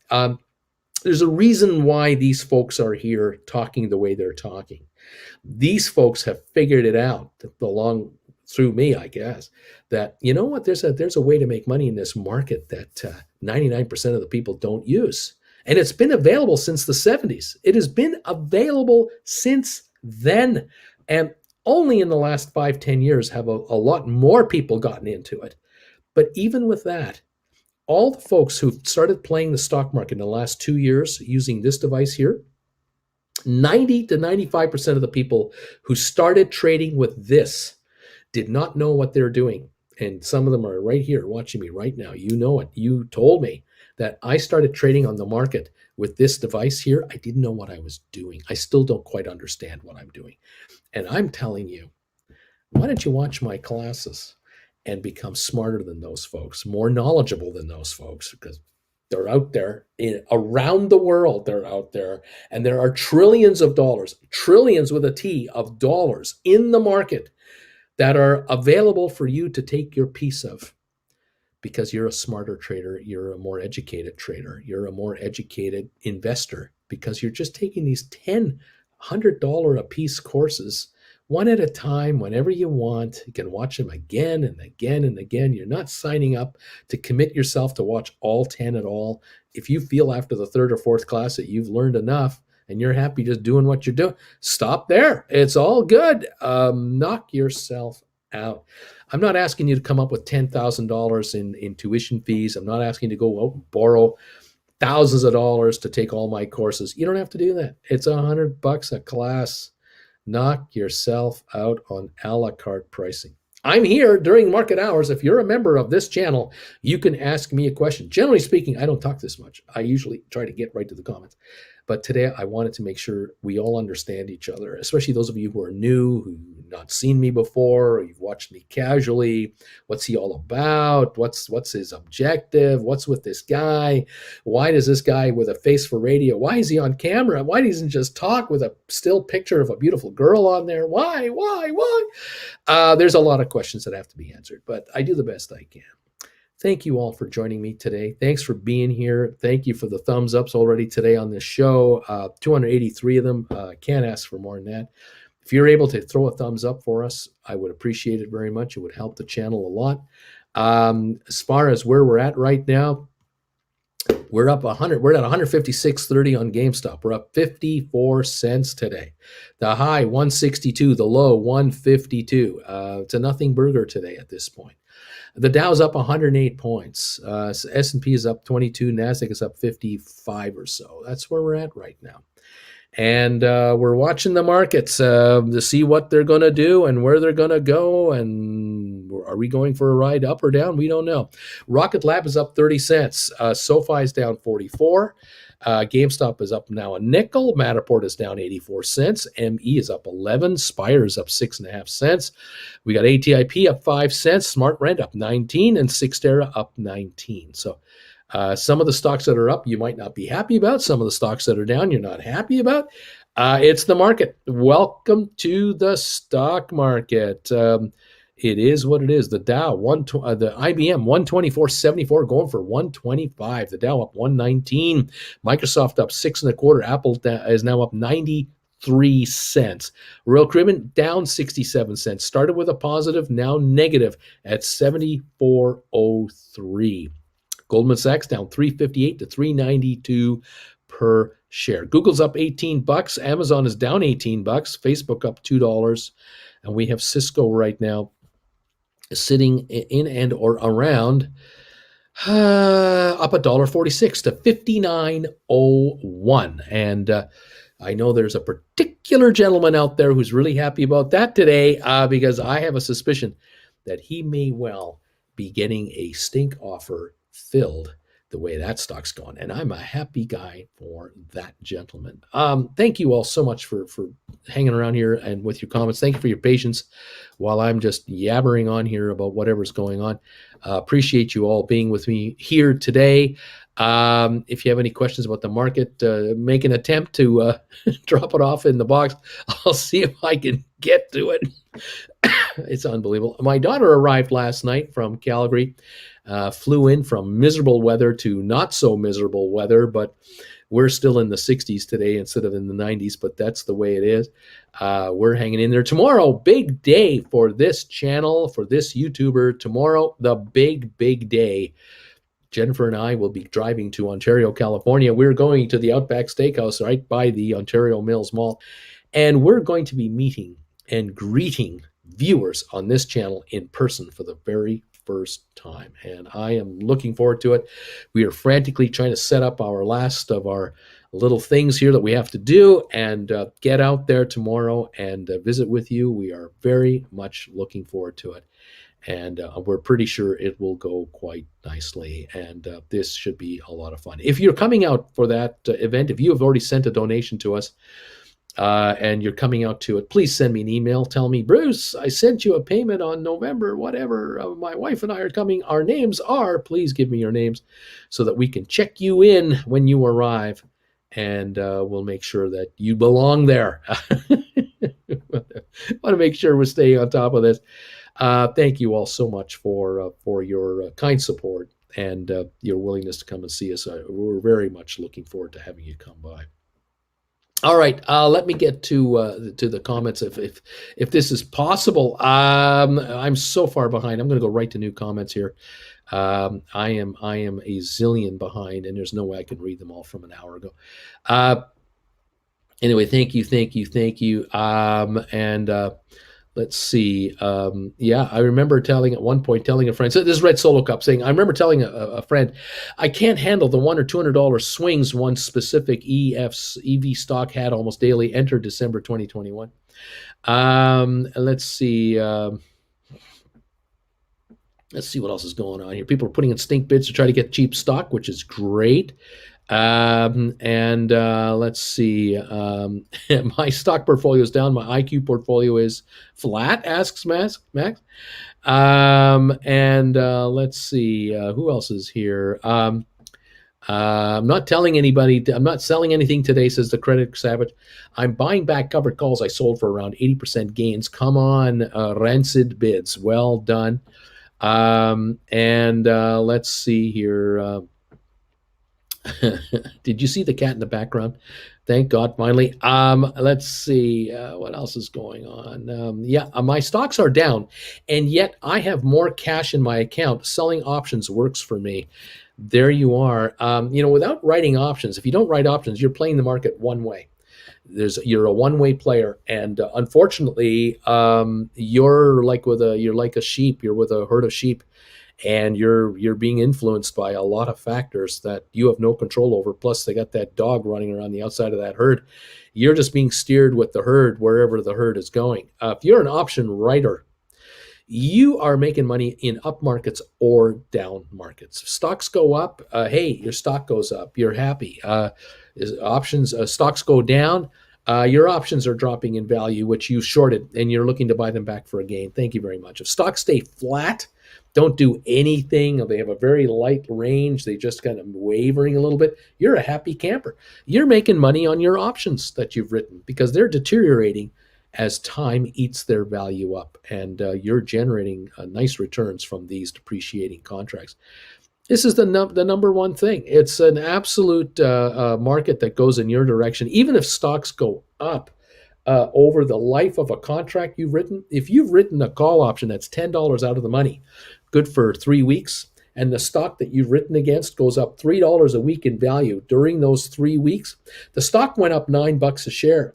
The contract was written $10 ahead of the market. That contract is worthless. At the end of that 3-week time frame, the contract has no value. But your stock went up $9 a share. The shares you're holding that you're writing options against are more valuable. So your account is more valuable on your stock. And your account is richer because the money you received writing those calls is all yours to keep. And guess what you're doing now? You're writing a new contract, $10 out of the money, all over again for 3 more weeks. You dare the stock to go up $3 a week. Go up 60 cents a day. Go ahead. Every day, go up 60 cents. I don't mind. I love the fact that my stock goes up 60 cents a day. What I really love is that the contract that I wrote keeps depreciating in value as each day goes by, because at the end of 3 weeks, this contract expires and I get to keep the premium. Thank you very much. Many of you out there will write a 3 or a 4 week contract, but you're not going to wait until the end of the contract's life to settle up on the trade. You're going to buy the call back during the depreciating process.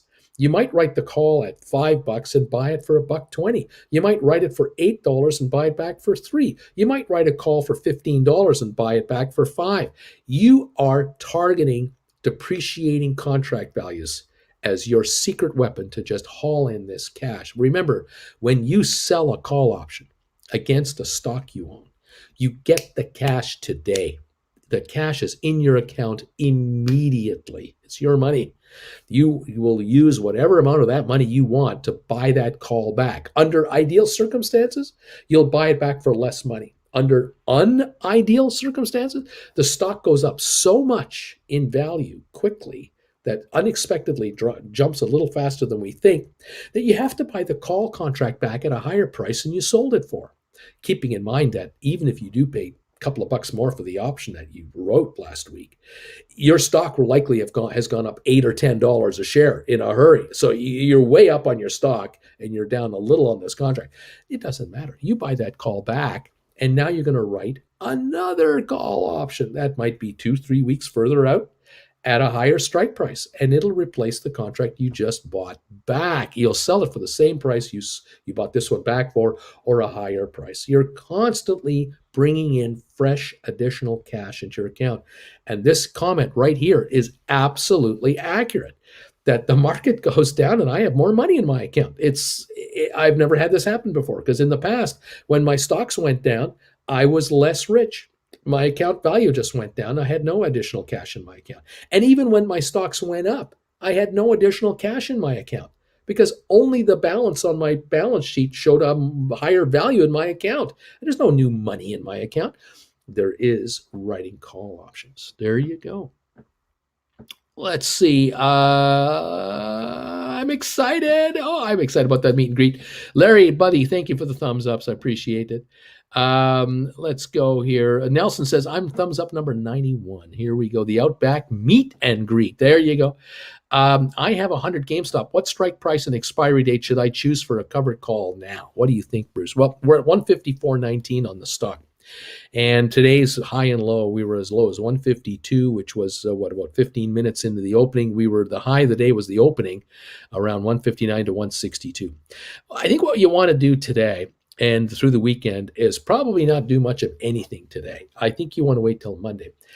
I want to wait and find out from the GameStop people if they're happy with only releasing their third quarter results, which they did on Wednesday, and that's the end of it. Or are they actually getting ready to hit us with a big announcement, a new business plan, a new division that they're creating? Are they now going to talk to us about the future of the company? Because the third quarter was the past. They talked about the 3 months ended September 30, I believe it was, or something like that. So we don't know what's happening between now and year end and into the next year. I'm quite curious to see if they come up with news between now and Monday, or on the weekend, while we're getting ready to start trading on Monday. Over the weekend, will there be speculation articles? The Reddit crowd, the Wall Street Bets crowd, the all the talk sites that are out there. Will there be all kinds of speculation on what GameStop is going to become going forward for this next 3 months, 6 months, 9 months, and so on? And could it be that on Monday morning, there's a bit of a buy wave coming in on anticipated new business, new directions that GameStop is now headed? Because the earnings are over. We're done with the third quarter. That's out of the way now. They're released. We know their sales went up 20-something%, and their earnings were a little lower than they were the quarter before from last year. But don't forget, they got a $50 million tax credit last year. That was part of a special budget deal that the Congress did. They don't do that anymore. Is GameStop going to open on Monday morning at 160 to 170 a share, 175? Because if they are, and they top out at 175 or so, then, Lorraine, you're going to look at writing perhaps for either next Friday expiry, or the Friday after that, or the Friday after that. You might write an expiry for 2 to 3 weeks, somewhere between 175 and 190. It all depends on the premium that's being offered to you, where the stock tops out at, and what comfort level you have. And you might decide, I'm going to write a 3-week contract at a 190 strike price, but I'm probably going to buy it back when it only has a week left to live. That's probably my strategy. So I'll keep it for 2 weeks. I'll write it for 3, but buy it back with only 1 left, and then rewrite a new 3-week out contract, looking to, again, buy it back. with a week to go. That might be the strategy I have in mind. So, Lorraine, today, I think you want to sit tight and just let the day go by, and let's see what we do on Monday. That's the strategy. Hello there, Miss Jennifer. How are you? Strategy. You know what you're going to do today? Oh, geez. You have a job to do today, and it is really important. Okay. And I am panicking already about the whole thing. Okay. You have to call Sherman's Deli. Okay. Because guess what we need? I know. And today's Friday. I know, but remember, she said you can just phone an hour ahead. I want you to call them today. Mm-hmm. They open at 8. Okay. And we need to place that order today. And I'm panicking that this is going to work. I'm praying that she knew what she was talking about. It's all good. It's all good. This is panic. inner turmoil. Being eaten alive. That's right. Welcome to the markets. Yes. You know what the real tragedy is? The real tragedy? Well, we were going to go there yesterday. Yeah. And while we were there, we were going to pick something up for personal use. Yeah. So you'll be having an everything bagel today? Yeah. But wouldn't you like to have it with egg and cheese on it? Yeah. Yeah. Okay. But this is panic. There it is. And this is happiness that I don't have sesame seed bagels. There's panic. You don't know. She licked it first. You don't know that she licked. Thanks a lot, Jennifer. There you go. Okay, I'm on it. Okay, my dear. Thank you so much. Thank you. 8 o'clock. They open apparently. Oh gosh. Oh, I'm so excited, but I'm also just so eager to this thing happen. Alrighty. Let's see. Rosie wants to know: is anyone selling $144 puts on GameStop expiring today? Yeah, we need photos posted on your website after the meet and greet. I'm going to be putting together, I hope, a video. I'm hoping to put together a video of the meet and greet. We'll get a bunch of clips together, photos and stuff. So just give us a few days to work that out. Just logged on. Is SoFi really going to hit $14? I mean, really, I show it at $15.32 right now, down 34 cents. The low of the day, $15.04. 10,300,000 traded, and at $15.32, it is now about 28 cents from the low of the day, with a bit of a bounce up, but we'll watch SoFi. This is a bargain here from the write a covered call if you think GameStop is going lower, but who thinks it's going to actually go lower than this? Microsoft is carrying the SPY juicy $1,200 premium, says Rosie Posey on the contract, on that put contract, 145 contract that expires today. That's interesting. Joe, Uncle Bruce, yesterday was my birthday, and I was able to get enough shares to start writing my 4th contract. That's all I wanted this year. Yeah, man, beautiful stuff. Rico, also waiting for my stink offer to get hit on SmartRent. Hope to buy back my last covered call. That's out there. Beautiful job. Flint Creek Soap Company, speaking of the meat, I hope you got my shipment. And I'm glad you commented this to me today, because I wanted the channel to understand a big, generous donation. Our friends at Flint Creek Soap Company reached out to me when I announced the meet and greet about a month and a bit ago, and offered to send us some samplers from the Flint Creek Soap Company for anyone coming out to the meet and greet. And I thought, well, this is wonderful. And so I said, yes, by all means. And so last week, I got a whole, we talked last week, and I mentioned, this is how many folks I'm expecting to come out. This is how many samplers we could probably use. The package arrived yesterday afternoon, as promised, by the Flint Creek people. Thank you so much. We will be showing the participants receiving their samplers at the event, and we'll be putting that in the video. So yes, indeed. Thank you for sending out that package. It arrived. It's here, and we are excited about the get together tomorrow. This is going to be great. Fabulous. A Red Solo Cup is saying, moving forward, I only want to buy stocks I can afford 100 shares on. May use poor man covered calls for stocks that I can't. There you go. Yeah, I don't think it can go much lower. Too many people obsessed with GameStop, and these prices are already wild. GameStop 155.48 down 28 cents. Coyote, this is the way. Credit average I think I think he's trying to say calm down, or is that something damn right, Bruce? I'm not sure what that means. Something damn right, Bruce. Stop being sheeple. What? Laugh out loud. My biggest problem now is not spending the money I get from covered calls as soon as I get it. I must become more disciplined, Uncle Bruce. Help me. You got to keep dry powder around because you never know when you're going to make your next move and what move that's going to be. That's true. You've got to invest into this.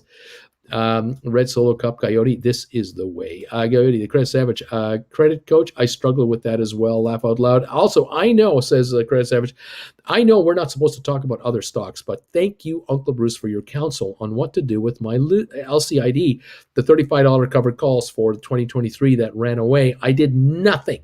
And lo and behold, they're down. There you go. Bobby Atkinson, I'm very excited for this next year. Going to hit the poor man covered call really hard. Right on. Chris Savage, those are the first world problems. Me thinks that's a great problem to have rather than not have money and spend getting myself into debt like most Americans. Very sad. Red Solo Cup, Chris Savage. Sometimes the best move is no move whatsoever. Arico, GameStop, talk to us about the future. Haha, yeah. Oh man, you cracked me up, Bruce. Bama, babe, I hate that Matterport and SoFi are going down, but my covered calls on them are looking amazing. There you go. Jeff G, Red Solo Cup, Ford popped above 20 today. No need for a poor man covered call. Ideal for semi-covered calls against and dividends. Beach Boy, hi Uncle Bruce. The Cisco 55 Jan 21s at 490. I'm sitting by the lake. I'm waiting. I'm just sitting by the lake. I'm waiting for my Cisco's to go.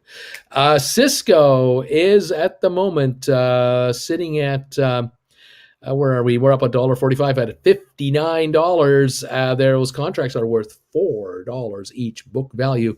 And the stock looks like it wants to go higher. So I have a suspicion that those $4.90 contracts might not be in your portfolio much longer. That cash might be in your account sooner rather than later. Beautiful, beautiful stuff. I love it.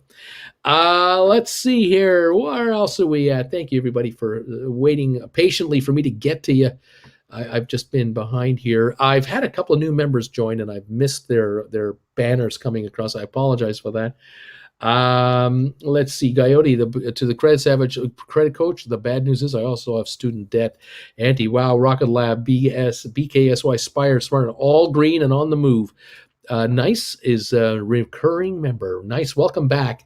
Renewing your membership. So much appreciate you being here, and I'm glad you're doing that. Rocket Lab right now is up 43 cents to $12.96. SoFi up 27 cents to $15.38. GameStop up 50 cents to $155.26. It's down 50 cents. Matterport is down 34 to 24.20. ME up 20 cents to $8.55. Spire is up 8 at $4.33 a share right now. ATIP is trading at $3.75, practically up about 6 cents right now. Smart Rent $11.34, up 23. The all-time, hang on, I stand corrected. Cyxtera is at $10.81. The all-time high on Cyxtera, $12. This is $1.18 away from an all-time high trade. Cyxtera was recommended as a buy with a target price of $15 by Truist today. Brokerage firm, an analyst is liking the stock. Volume on Cyxtera right now, 65,000 shares. That's all it is, and it is up 32 cents on 65,000 volume. 1082, the high of the day on Cyxtera. Over at Smart Rent, just double check now. It is 1134. It's up 23 cents, and it's at 54,000 volume. Its all-time high is 1514. So it's got $4 more to give us to be near its all-time high, but it is up 23 to 1134. Go Smart Rent, go. ATIP volume 98,500. High of the day 378, trading at 374. And Spire at 434, up 9 cents. Volume 117,000. High of the day 439. That's the key on Spire, and they keep coming up with positive news all the time. Sooner or later, that stock will catch, and it'll break a resistance point. I don't know what it is. I don't know what that point, what that number is, but it'll hit a point where it will break out, and then it's gone. I don't know the number. I don't know how many shares will be needed, but it will happen. It's creeping up. Sooner or later, it breaks, and we're on our way because I just don't see downside here. I really don't. Lorraine is saying anti-PC. Thanks, Uncle Bruce, is addressing it. Thanks. Uncle Bruce, it'll be okay. Good morning, head of meet and greet security, Jen says, Larry, there you know it. Remember what you say, relax. Jeff, bagel anxiety. I wish I panicked like that. B cares, he's panicking. No panic, Uncle B. Uncle B, we're just grateful only to see you. Can't wait for this. Credit Savage, sometimes the best trades are no trades at all. Uncle Bruce always tells me, do nothing. It's hard because your instincts are to do something, and that is where we screw up. I'm becoming more disciplined. This is the key here, to let the stock give you the return you're going to get on it, whether it's a long hold on the upside or whether you're written a call and looking for depreciation. You're going to win. You just have to be patient. And if you must do a rollover, you must do a rollover. Fair enough, but you can wait towards the end of the life of the contract. That is the key here. All right, Nicholas says, panic. Beach Boys, so the lamp is panic tilted now. Is that what you're saying? The credit Savage, did we just see a wet willy on live TV? That's it. Give me my money back. That's too much. It's viewership abuse at this point. It wasn't a wet willy. I claimed it was, but I was kidding. Red Solo Cup. If SoFi drops below 15, it's about to get my whole Christmas paycheck. Let's go, says Uncle Bruce. I sold GameStop covered call for a $28 premium, a 165 strike for January 2022. Now I can buy it back for $15, or should I wait it out? What should I do? So you sold them at 28, 165 exercise price for Jan 14. You can buy them back now for $14, and I mean, you got to look at that percentage profit and go 50% profit, not a bad deal, pretty good.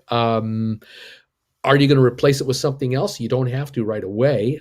You could theoretically look to buy it back, put in a stink bid to if the stock wants to give us a little dip, a sudden dip today, if that were to happen, and then you can then pick it off and fold your arms and go, I wait until Monday now. I'm not doing anything today. I don't need to always be holding a position. I'm going to let this stock show me a direction. Give me a sign, because you've come down from 252, having been to 210 to 252. Now I'll be back to here. Hey, I love the fact that I can take this back at a really cheap price. Thank you very much, everybody, for handing me all this money. Now, if I'm going to write a new call, it might be Monday or Tuesday. If the stock pops a little bit, you might write a 175 for that Friday or for the Friday after, and very, really short term. Oh, Jen, thank you. Oh, the shakes. She's pretending she's got the shakes. We got the ketchup here. Well, you made me so nervous. Oh, you're making me so nervous. Yeah. They were accusing you of abusing me with wet willies. Oh. I had to admit it wasn't a wet willy. It was no wet. But she's done it. See what he does? See? Yeah. She's done wet willies. Yeah, looking for sympathy he doesn't deserve. And I get hit all the time. I used to have a full head of hair on the top. I got so many dope slaps on the top of my head, it's all gone now. That's the hand right there. That gentle little hand with a baseball bat in it. Oh, man. No, that's this hand. Oh, that's this. You're confusing this hand with this hand, mister. And you're also missing out on the spatula, remember, and the rolling pin. Yeah, mister, I got the rolling pin. You're looking at NCR?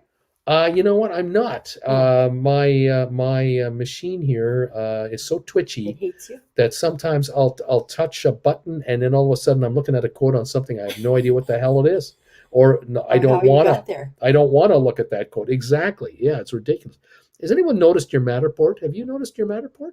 We're up. I think we were up this morning, or am I still down on Matterport? 20. We're down 22 cents on Matterport. What was that? Oh, we're getting the elbow show. Oh, she's getting all excited now. She's starting to show herself off on the camera. It's only just begun. I know, right? Oh my God. People are going to see her tomorrow. Tomorrow, people are going to see me. They're going to see her in real life. I know. And I'm going to be. You're going to see me in real life, looking up to her because I'm only 4 foot 8 inches tall, and I'm going. I wear those high heels. And she wears those spikes and those slinky long dresses with those slits all the way up the leg. Maybe I'll leave my spike collar at home. The spike collar? What spike collar, honey? I thought we weren't going to talk about that on the air.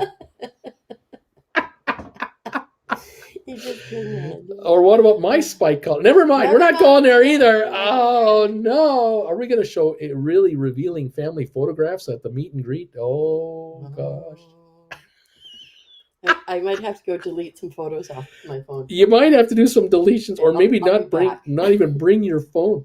Somebody was saying here that tomorrow at the front door, I had to make adjustment. Tomorrow at the front door, you're going to be security. Am I? Yeah, like I keep asking people to make sure you send me your name if you're coming, so that we know who, if you're on the list or not. And Jen is security. You don't want to hear denied. Take him away. No soup for you. Soup for you. 2 years. No meet and greet for you. Oh my goodness. Thank you. I got the everything bagel here. It's got everything on it. It's got all the stuff on it. And Jen is going to call Sherman's Bakery for me today so we can order up our bagels for the meet and greet tomorrow. Oh, boy. Wonderful. Larry's saying, way to go, Flint Creek Soap Creek Company.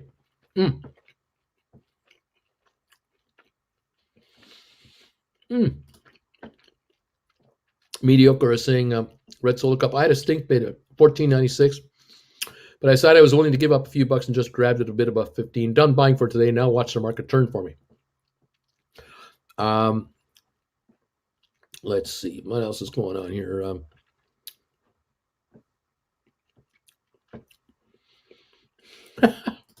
Austin, Sixtera doesn't move up for what? 6 months? As soon as Austin sells it, it moves up. What are the odds? Go figure. Rocket Lab up 35 cents to 12.88. SoFi down 44 cents. GameStop now down 3.35. Those calls are dropping. Matterport only down 13. Coming on. ME up a penny. Spire now up 2 cents. ATIP up 4. SmartRent up 16. And Sextera 10.80 up 30 cents. 120 away from its all-time high trade. So that's what's going on. Bruce is trying to eat a bagel here, an everything bagel with egg and cheese. Oh, it's delicious.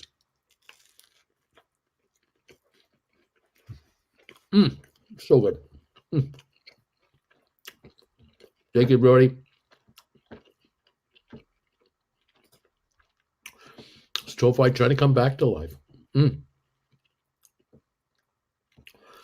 My account is officially green for the day. That's nice. Yep. And Octavio was saying, I was able to listen to the SoFi call. And what I got from it was that they have their distribution centers up and running, and their losses are for inventory and infrastructure. First step complete. That is what he gathered from the call.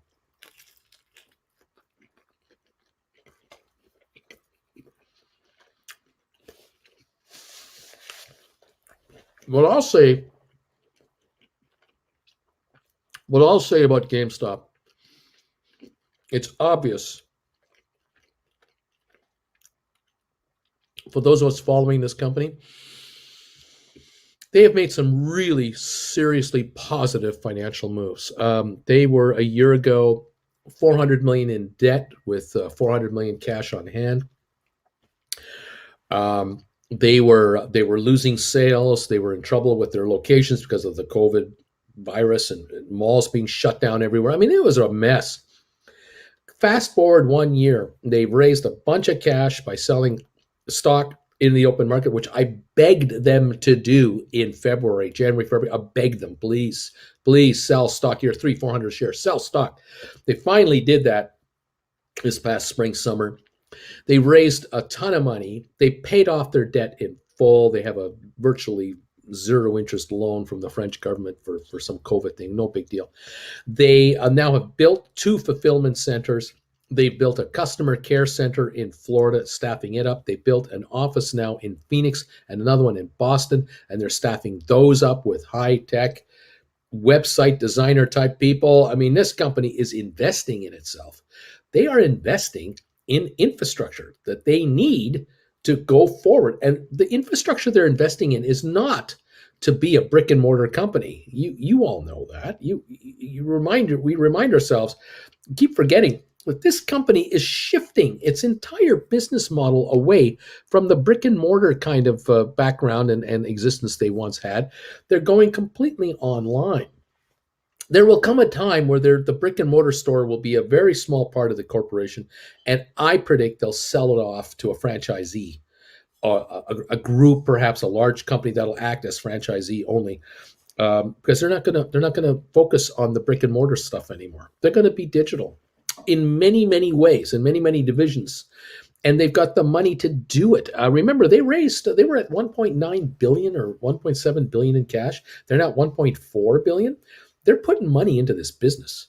And Wall Street is not giving him any credit for that. They're ignoring all of it because all they're focused on is, oh, the shares were $5 a share a year ago, and then they went to 500, and they're trading at $150 a share.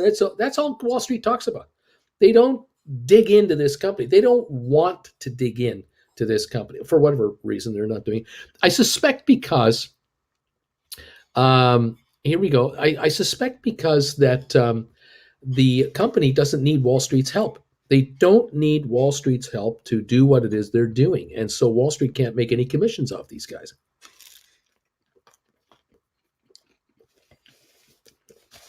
The only brokerage firm that is dealing with them is Jefferies. Jefferies is the only one. And the Jefferies target price, isn't it 170 a share? It was drawn down from 180 or 160. Everyone else is under $50 because they don't have any vested interest in the company's stock. They don't do anything for these guys. They don't raise any money for them. They don't act as advisors. Nothing. So they don't care.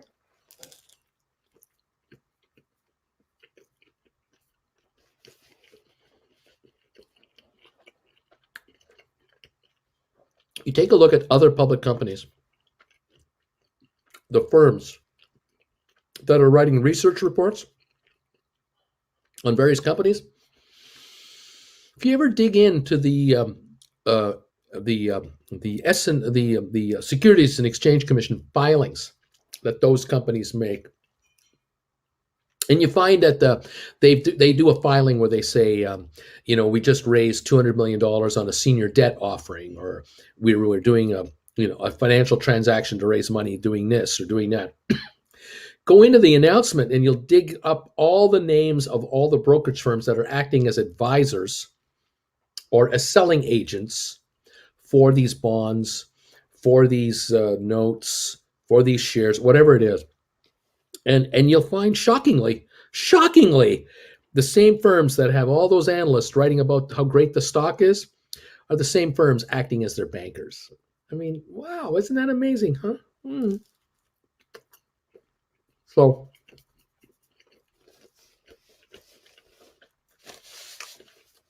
GameStop's being ignored by most of the street. Hard to ignore it, though, how loyal the shareholders are.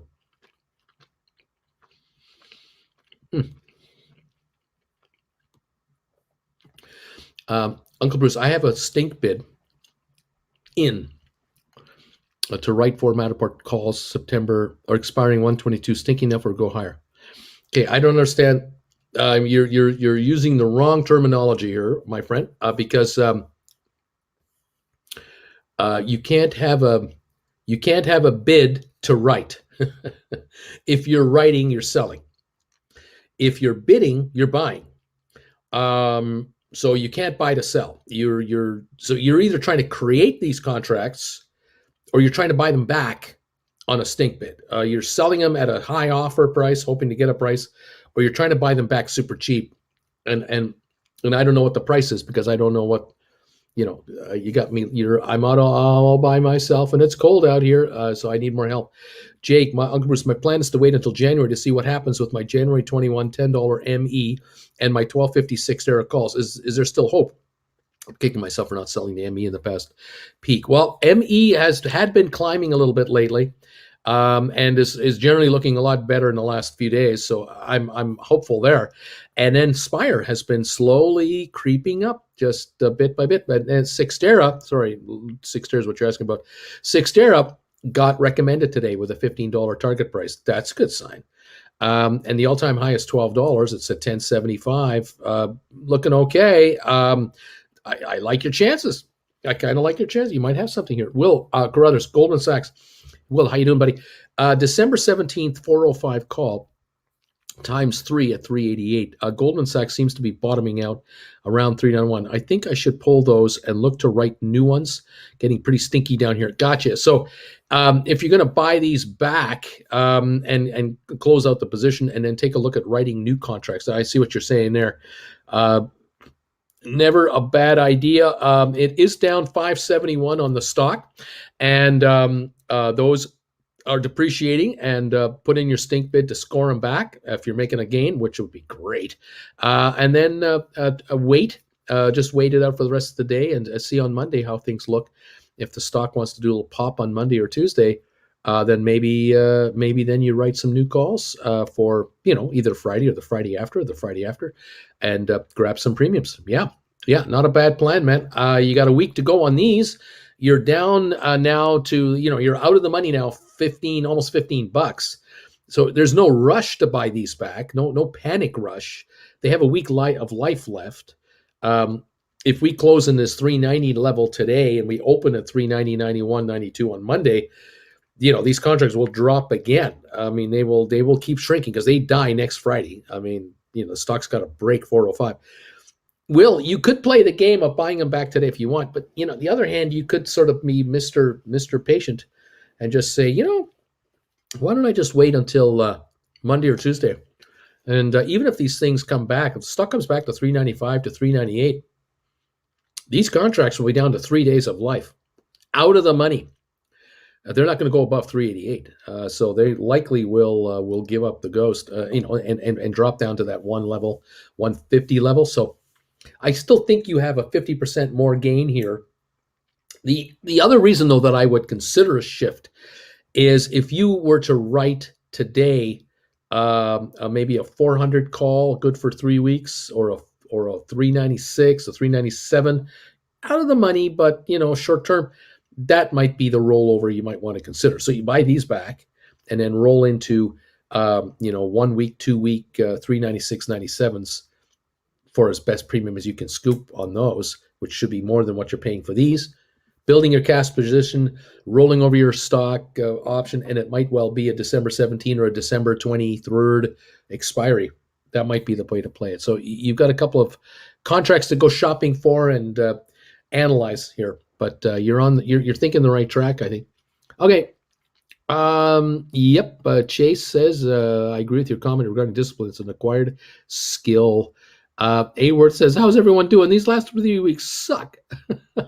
Let's see. What else is going on? I'm really good at doing nothing after work. I just need to apply that to the market sometimes. Can we also see Jen Jr.'s hand as well, laughing out loud? Richard, once bitten, twice shy. Let's see. The only thing helping my paycheck is that when you have losers in December, they do quite well in January sometimes. Elbow Fridays. If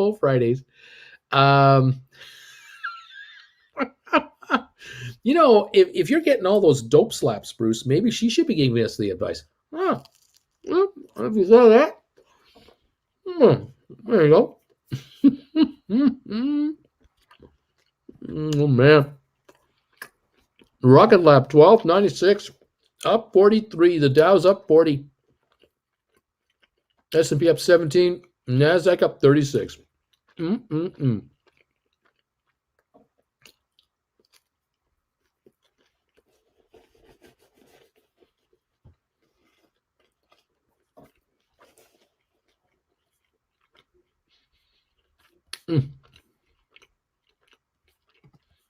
Beach Boy. Let me get this straight now. Uncle Bruce is abused by Jen, who's serving him awesome bagels today. Am I getting this right? Am I missing something here? Bama babe, I'm so jealous that I'm not going to be at the meet and greet. Head south, old man. Head south. Come on over here. When will Jen be on the meet and greet video? Probably not. We're gonna have to talk to the crowd there about what kind of photos they're going to take of her. You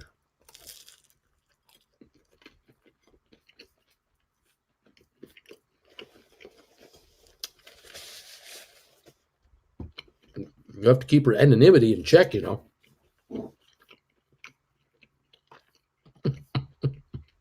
What if Jen is only behind a curtain? Only let her arm stick out.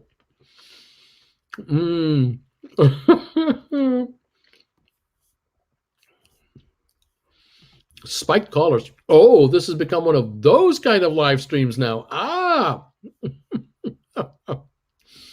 Auntie says, you need some ham on that bagel. Can I ask her some salmon spread for a bagel or two? Uncle Bruce, everything bagels with salmon spread. They're amazing. Coyote, I am selling some SoFi soon to help pay for surgery for a neighborhood cat who got abused. Unfortunately, SoFi seems to know that. So they will stay below my average probably until the day I sell. Oh my gosh. I think GameStop wants to give me my stink bid. Uncle Bruce, did you get my super chat from John Bickman? Yeah, I must have. I think was it a $5 super chat? I just had I missed out on so many calls, so many comments. Let me just double check if I see it here. Will I see it here at all? Oh, yeah, John, there it is. I got it. I can't show it on the screen, but it's here, and I thank you. And the James Show has become a member of the channel. Welcome, James Show, to the group here. I missed saying hi to you earlier, both of you. Just so far behind on all of my messages here. Thank you, guys. Very much appreciated. GameStop 151.88, down 388 right now. The Dow up 57, and SP up 16, NASDAQ up 22, oil up 65 cents. Let's see. Let's go. People asking questions of other people, which is great. No problem.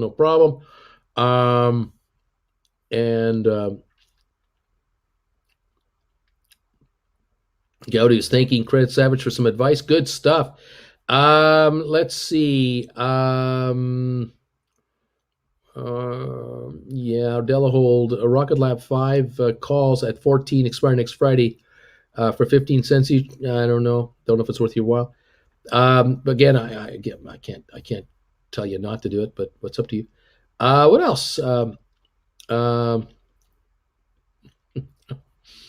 Patience, says Birdie. Patience. Come on, people, hit the like button. Oh, by the way, Birdie, thank you. Birdie sent me a PayPal donation. It came through. Thank you, Birdie, so much. Where am I? There it is. From Alberto Aviles. Thank you, Alberto. Uncle, thanks for all you do. Seriously, idiot nephew. Thank you, buddy. Thank you so much for that donation. I've just remembered that you did that about half an hour ago and I missed it. Thank you, man. I appreciate it. And let's see here. Yep. And thank you to Beach Boy. Thanks, Beach Boy. I got your communication. We're on for Sunday, my man. We're on. Okay. Trying to keep up with everything here. I'm running 4 balls at the same time. Got a meet and greet tomorrow, man. I got stuff on my mind. 353 thumbs ups. Thank you all so much. Got the bagel funds. That's right. I got the bagel funds. Okay. Let's see. 6 more. GameStop at 150. Way to go. And Flint Creek. Oh, Uncle Bruce, thank you. Sorry, I was on the call just catching up for the comments. My heart is so full. Right on, Flint Creek. We got it. We got the package. Fantastic. Let's see. Let's see. Uncle Bruce, I'm down on my SoFi, January 15s and 1750s. Your long calls on SoFi. Okay.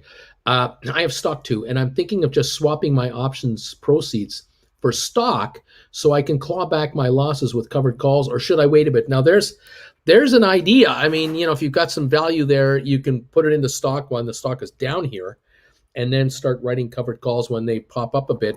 It's an idea as well, worthy of consideration. Absolutely, definitely worthy. Not saying the stock can't go past 15, 17 by January. I mean, we're still talking about 5-6 weeks of time here.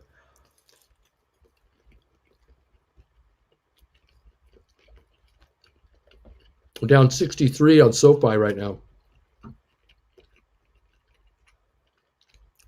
Okay. Sorry, folks. I got to finish this bagel.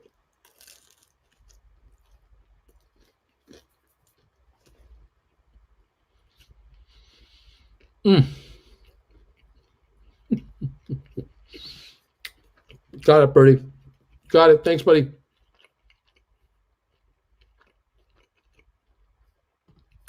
Someone get a photo of Jen's hands.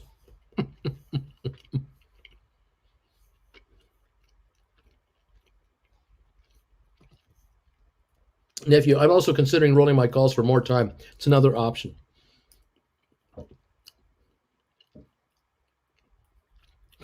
Rosie Posey, I just made $447 in 15 minutes selling a 145 covered call on GameStop for $11.25. Bought it back for $9. Right on.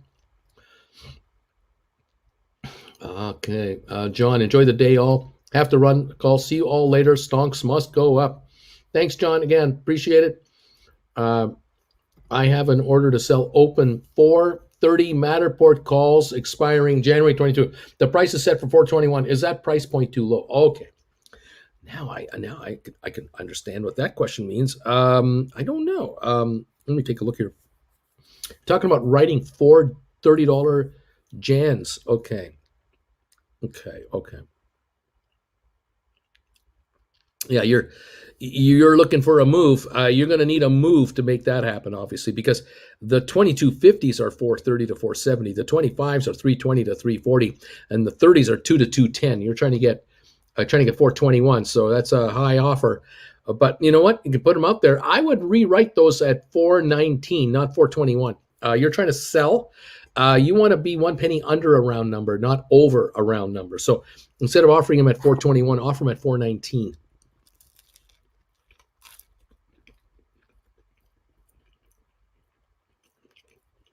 Now, you're going to need to move.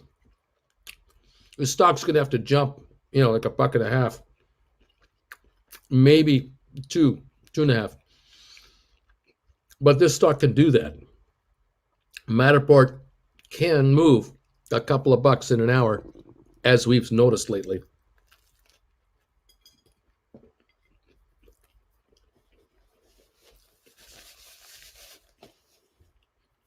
Okay. Thanks, John.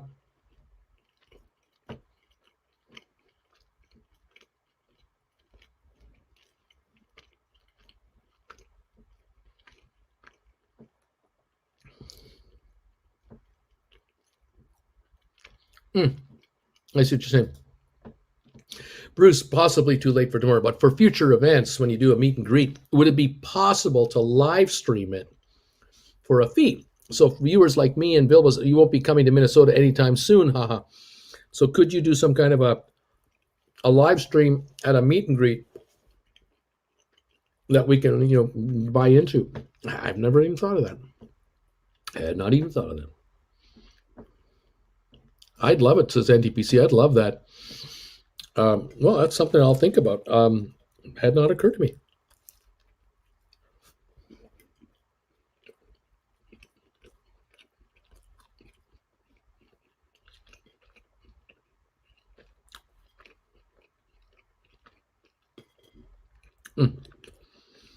Just finishing this off. This is so good. Anti-PC. Anti-Jen did it again. Thank you. Lovely. Thank you, everybody, for tolerating my bagel eating. Let's see what we got going on here. We have the Dow showing a 40-point gain right now. Bruce adjusting pillows here under his seat. 14-point gain on S&P, and a 19-point gain on NASDAQ.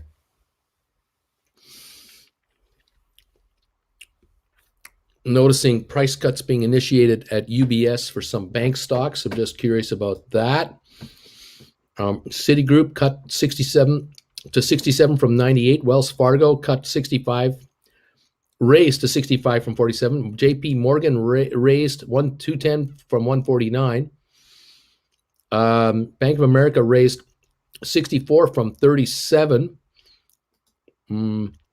U.S. Bancorp started at a buy at 70 by UBS. Okay. I don't see anything on Goldman Sachs.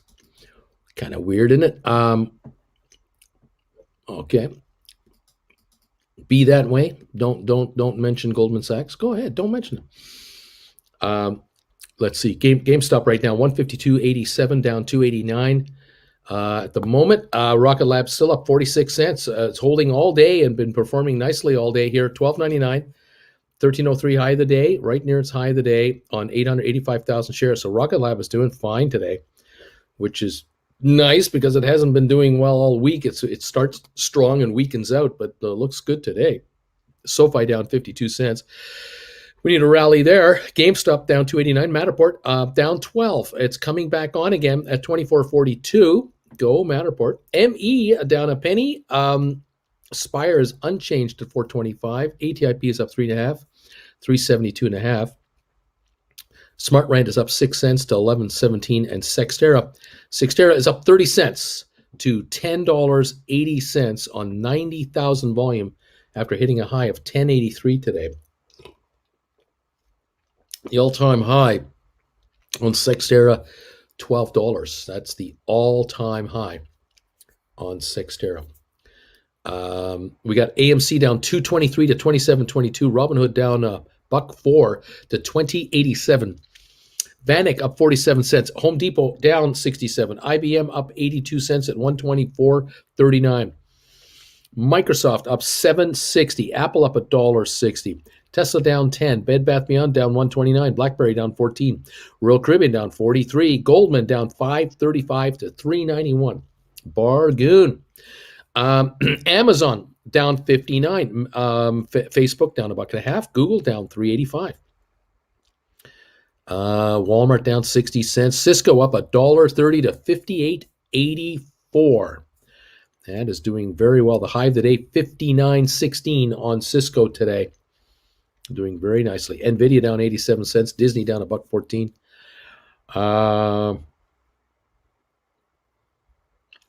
What else is going on here? Micron down 33. Intel down 17 cents. Boeing is down 239. American Airlines down 39 cents to 17.75. And there you are. That is the market here as I see it. Let me double check here. Where are we here? Here we go. Okay.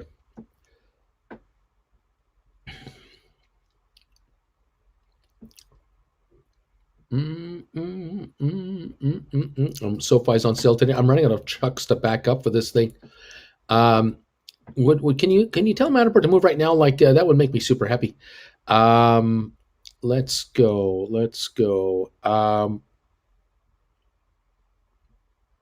By the way, Uncle Bruce, when I watch an ad 4 to 6 times during one video, will you get more money then? I guess probably. Yeah, I probably do. It's like a fraction of a penny per watch, though. It's so small. Wonderful inflation news. I'm sure the market is going to love to hear that.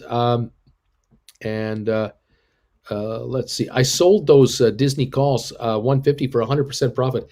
That was easy. It hit 153, and I was out making money on SoFi puts today. Bought them yesterday. Psychotropics is a new member. Welcome to the channel. Love the new members. I'm not taking my Disney profits and buying Spire or ATI. I bought more SoFi long in the money calls anyways. 1250s for April. Come on, Matterport. Go green, says Nate. Yeah, baby. Let's go. Let's go. Welcome back, Cheddar Stacks, and welcome back, Psychotropics. NTPC says, Larry, if that was my bagel, I'd have ham on it.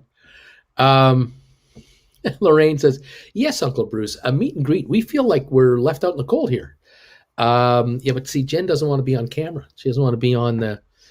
We just broadcast that the open world. Her image is out there. She doesn't want that. So we have to find a way to put a mask on her. Put her in a burqa. I'll put her into one of those Afghanistan women's burqas, and then you can, imagine for yourself what she looks like. That might not go well either. Oh man. The credit savage. Hey, oh come on, baby. My rancid bits are 4 cents away from triggering. Will SoFi really let me get these gains? Stay tuned. Matterport is green, says Kiwi. Yeah, just got there. 24.54 right now. It's just right there. Go Matterport, baby. ME down 8. Come on, get going. Yeah, big support on SoFi at 1470. All eyes on that. Don't forget it. Nate, yep, green. Red Solo Cup ran over my toe with my office chair. Work from home compensation, perhaps. No, Matterport needs to stay where it is for a few more weeks to these $25 cover calls I saw for January. DK Bigley, come on, man. I feel like Cheddar Stacks is on repeat with his Disney ATR thing. I'm missing something. Uncle Bruce, how about a paper bag? She could wear a paper bag. She should wear a what is it? Lucador mask or something like that. Cheddar, Lava Laudium. I'm out now, so I won't be mentioning it again. Yes, you did miss something. It's all over now, and I won. Thanks, Uncle B says sell my house.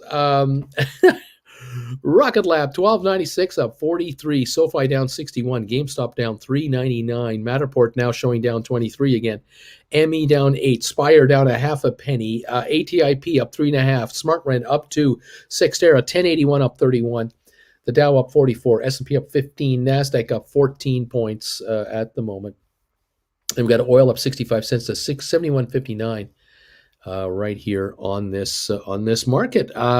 Socius is saying, hey, I want to reposition into a heavier in SoFi so much, but none of my stocks are mooning, so I can sell them. I see.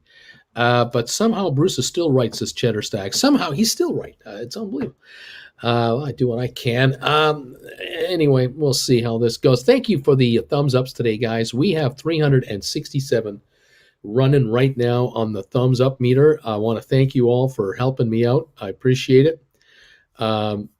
If you're able to somehow hit that thumbs up button for us and get us closer to 400, that would be great. We're 33 away from 400 thumbs ups.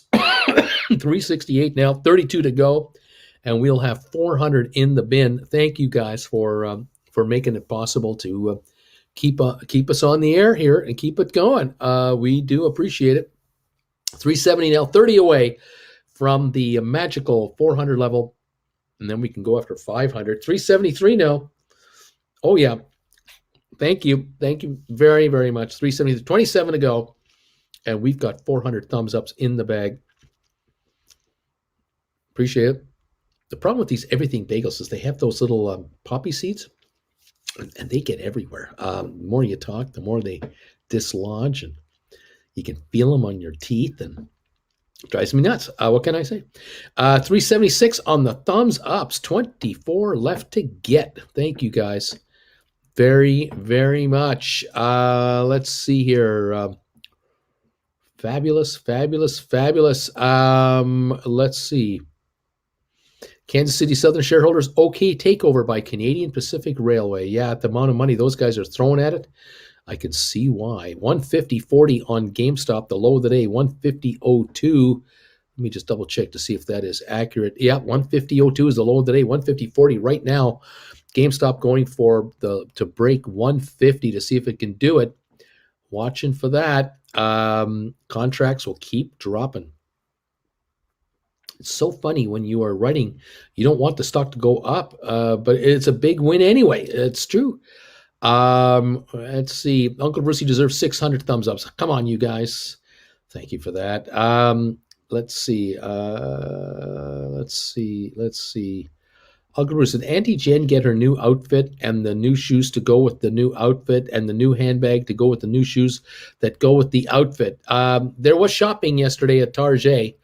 After our daughter landed with her friend, I was sent to Costco to go get provisions. We're shopping at Target. Just drop us off here. We'll be fine. There's nothing for you to see here. So I was scooted away. Carol, I'll be back. Let me change my account to give another thumbs to Uncle Bruce. Thank you, everybody. What can I say? Okay, those that are selling stocks when they moon, hear me out. Why sell the stock? If you have 100 shares or more, why not sell in the money covered calls and get a fat premium by going out to 2024? You keep the stock and the cash. There you go. Uncle Bruce just bought your first lesson class. How do I open the lesson? Anthony, if you're not getting a link that's working for you, just send me a private email on my email account, either through the class or just through here. You can go to here, brucefarmer@hotmail.com. Just tell me what class number you bought. You can't open it up. I'll send you a link after I get off the air, and you'll be able to then use it as many times as you want.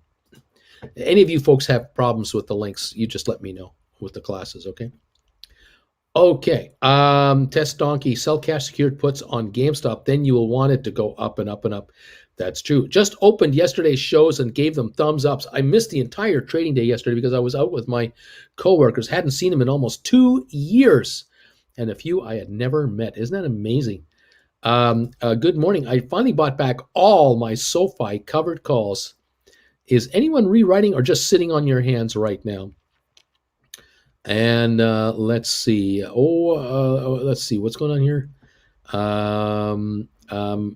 Here we go. I need to use my credit card, giving me back 5 times per dollar spent on PayPal to buy a few classes, 6, 7, and 8, so I can have something to watch for the Christmas break. Going to Hawaii on points. Thank you, Uncle Bruce. There you go. Well done. Well done all around. And like I say, if you have any issues with the links, you just send me an email and I'll get you looked after. Larry, so yesterday I only had one show. Uncle Bruce was picking up Jen Jr. in the afternoon. It's the only show we had. Socius, tax-wise, it doesn't matter to me, though. We have a different way of taxing trading accounts in Sweden here. It's a little different. Interesting stuff. We're only up 17 on the Dow. We're falling at the moment. We're at the low of the day right now. We're down. We're up 8 on the S&P, but we are down 23 on NASDAQ. So the market has backed off a bit. Let's see, oil still up 53 cents. Spire, first of all, Rocket Lab up 26, SoFi up down 64, and GameStop down to 150 on the nose, 150.00 right now, down 576. Matterport down 70 cents, ME down 14, Spire down 4, ATIP up 3.3, SmartRent up a penny, Sextera up 29. GameStop looks like it will and has broken the 150 barrier, 149.59, down 617 on the stock today, and those call contracts just keep dropping in value. So those of you writing calls, you're cashing in on those. Back to 150.03. Who's making the bagel today? Credit Savage. I just got a 2 times Miles Capital One venture card a few months ago. I got my bonus of 50,000 points for spending $3,000 in the first 3 months. Any advice or suggestions? And then this mediocre is saying, so she's, yeah, the tax offset isn't a big deal, but it makes me feel a little better. I feel a lot better having a lot more SoFi and still playing Spire though. Let's see. Cheddar, I'm getting into my first rewards card. Big mistake to wait this long, I know. Boom, the dancing worked. Ritesh, I got both of my 149.99 stink bids filled. 149.73 right now. Canman, I've been compensated stock for years from my employer, and I'm long the stock. I started writing covered calls on that stock and making money while I hold it. I only wish I had met sooner. Thanks, Uncle Bruce. Right on, Canman. I am happy to hear that, see this. So many of you out there have been earning shares in companies that you work for decades. And you can earn money on your stock by writing calls, way out of the money calls. You can bring in all kinds of cash. Easy, free cash. Take it. Associates Larry, maybe it was another show that I had missed. 2 thumbs on that. Ratish, you are welcome. Auntie Coyote, a casual 150 on GameStop in 2 weeks? Laughing out loud. GameStop 149.57 at the moment, down 619. Matterport down 64 to 23. roughly 81. The Dow is now negative, down 36. It's going negative. S&P up 4.4, but that's falling off. NASDAQ down 33. The markets are definitely turning red. I don't know exactly why, but they are turning red. Credit Savage, Cheddar, use those points to go to Europe on Turkish Airlines. They have a 30% redeeming special right now. So those 50,000 points are worth 70,000. For 35 grand, you can go to Milan or Paris, I think, on that deal.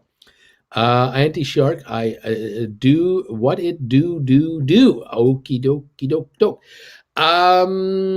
Yeah, we're going red on the big markets at the moment. Down 30 on the Dow, down 31 on NASDAQ. I'm not sure what's causing it. Laugh a lot. I got my 14.99 SoFi stink bids too just now. SoFi 14.99. There it is, down 67 cents. Low of the days here. Matterport 23.90. ME 8.25 down a dime. Spire 4.21 down 4 cents. ATIP up 1 penny. That's where we're at on the dealio. Spire definitely has turned around. It was up to 439, and it's now 421 on 264,000 shares. Sixtera still holding 10.79, up 29 cents. Got a recommendation, a buy recommendation with a $15 price target today. That's where we're at there. 149.62 on GameStop, down 614. You want me to trust the Turks? Have you seen Dracula Untold? A-Worth says SoFi is under 15. Let's see. It's just crashed the whole market. This slow bleed is starting to tilt me. The only downside is that flying to Turkey to get to Europe is like flying to Seattle to get to Dallas after leaving Boston. Auntie, are you making any options on SoFi? If so, what are you looking at? Let's see. The market was supposed to crash today on the CPI, but the CPI was rumored to be way over 7, and it wasn't. So the Dow did not really crap out. Right now, it's down 24. It's not dropping anymore. It seems to have stopped for the moment. At this point in time, GameStop 149.47, 149.01. Down 675. Those call options you have out there are dropping in value on your GameStop all over the place. A-Worth 1750 SoFi January calls aren't looking too good, but just going to hold and pray. Down too much already, I guess. I don't know. SoFi 15 even right now on SoFi, down 66 cents. Matterport 23.79, down 75 cents. Let's see.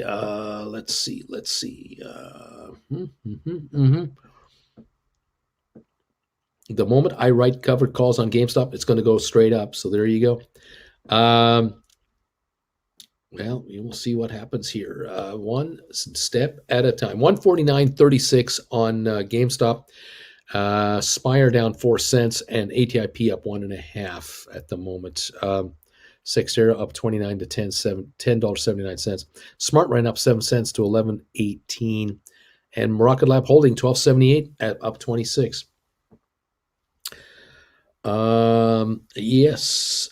Yeah, here we go. Bama Babe. My SoFi options for this week will expire worthless. I was looking at next week, but I want to wait till SoFi goes back up some before I write another call. And you don't want to write cover calls at the bottom of the cycle. You got to be crazy. The Turkish are awesome. My great-great-grandpappy was Turkish. Make sure you open up a Turkish Air account so you can transfer miles through the Cap One partner redeeming options. Okay. There we are. Okay. We're negative again on the Dow, down 30, now down 40 points. 38, now 40. Negative, 5.3 point gain on the S&P, but the Nasdaq's down 25. Oil is holding a 50-cent gain to 71.44. That's where we're at right here, right now. I'm just annoyed at the market the last 2 weeks. I'm venting, I guess. We have to vent sometime to let off some steam. It's the way it is. Anyway,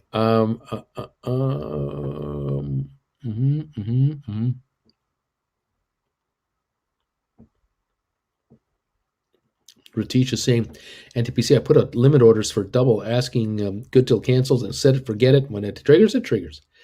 And let's see. To all of you that have no dry powder, remember, Jay Powell is speaking next week. So he always tanks the markets. You'll get another shot. Auntie goes, that's right. All right. I'm out of powder till January, says Mentats. What do you think about writing puts on SoFi? What do you think about writing puts on SoFi? I would be happy to do it. Happy if you did do it. If you're getting a premium, don't just write puts for only book value. Try to get premiums on this. Make it pay you. Let's see. Jennifer Smith says, true. Bobby, yeah, a stock that shall not be named dropped enough for my stink bid to hit. Bobby, I got my covered call back. I got it back. 148.12 now on GameStop, down 764. SoFi down 64 cents to 1502. Down 83 on Matterport, 23.21. We're down 9 on ME at 826. Down 2.5 on Spire, and we're up 1.5 ATIP, and up 14 on Smart Rent. The Dow now only down 19. It's snapped back a little bit. We're up 7 on S&P, still positive. NASDAQ down 20 points. Okay.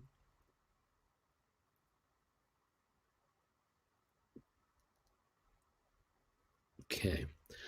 Interesting. Looking at headlines. Let's see. Apparently he speaks Wednesday. People are asking, when does Powell speak? Wednesday. Just over here cashing in SoFi puts, laughing out loud. Why is it so easy, Brucey? Why? What can I say? We've got SoFi now at 1503, down 63 cents.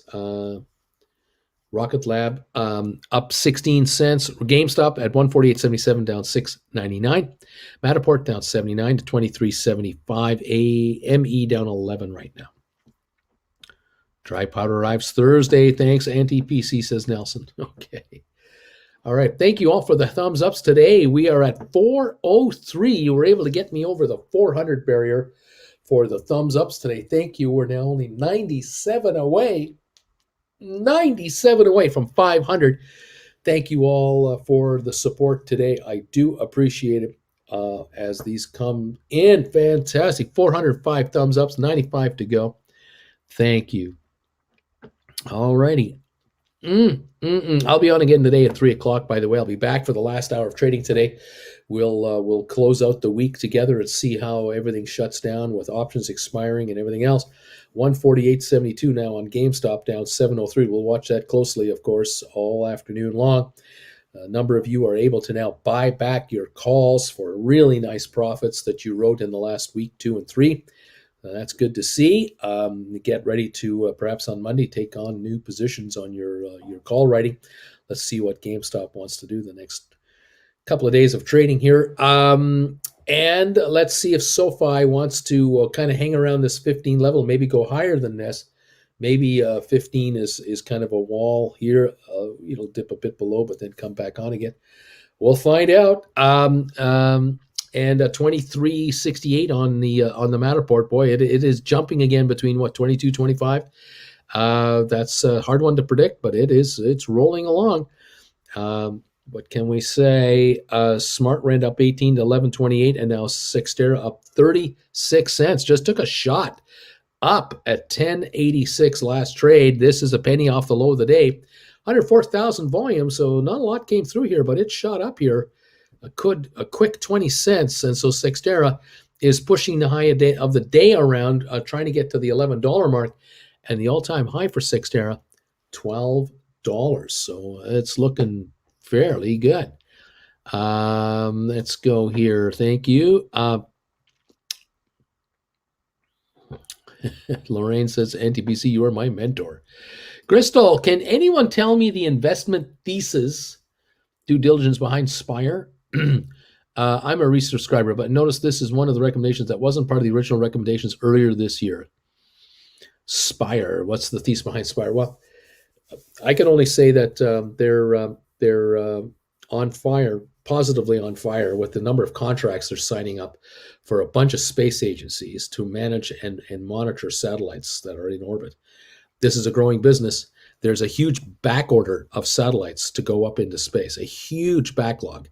And every time another rocket goes up and drops off one satellite or two or three, our friends here at Spire get busier. They get more contracts to manage these. These are in orbit for decades, and it's kind of like being a utility. You get paid all the time. You have to have your satellites constantly monitored um, for data flow and proper orbits. And Spire is the company. Spire is a company that is really cashing in this area. And to me, the shares are ridiculously low priced. I mean, ridiculously low priced. But 425 and a half is where they are at right now. And there's nothing I can do about it except tell the world I think they're way too low. Chase Rosita Parker. Uncle Bruce, thinking of a poor man covered call on Riot. Will raise cash to buy the long calls by selling out of the money covered calls on GameStop. What are your thoughts? Well, yeah, you can do that. You can write out of the money calls anytime you want, bring cash in, and then turn around and pick up deep in the money calls on whatever you want to write poor man covered calls on. It's doable, absolutely doable.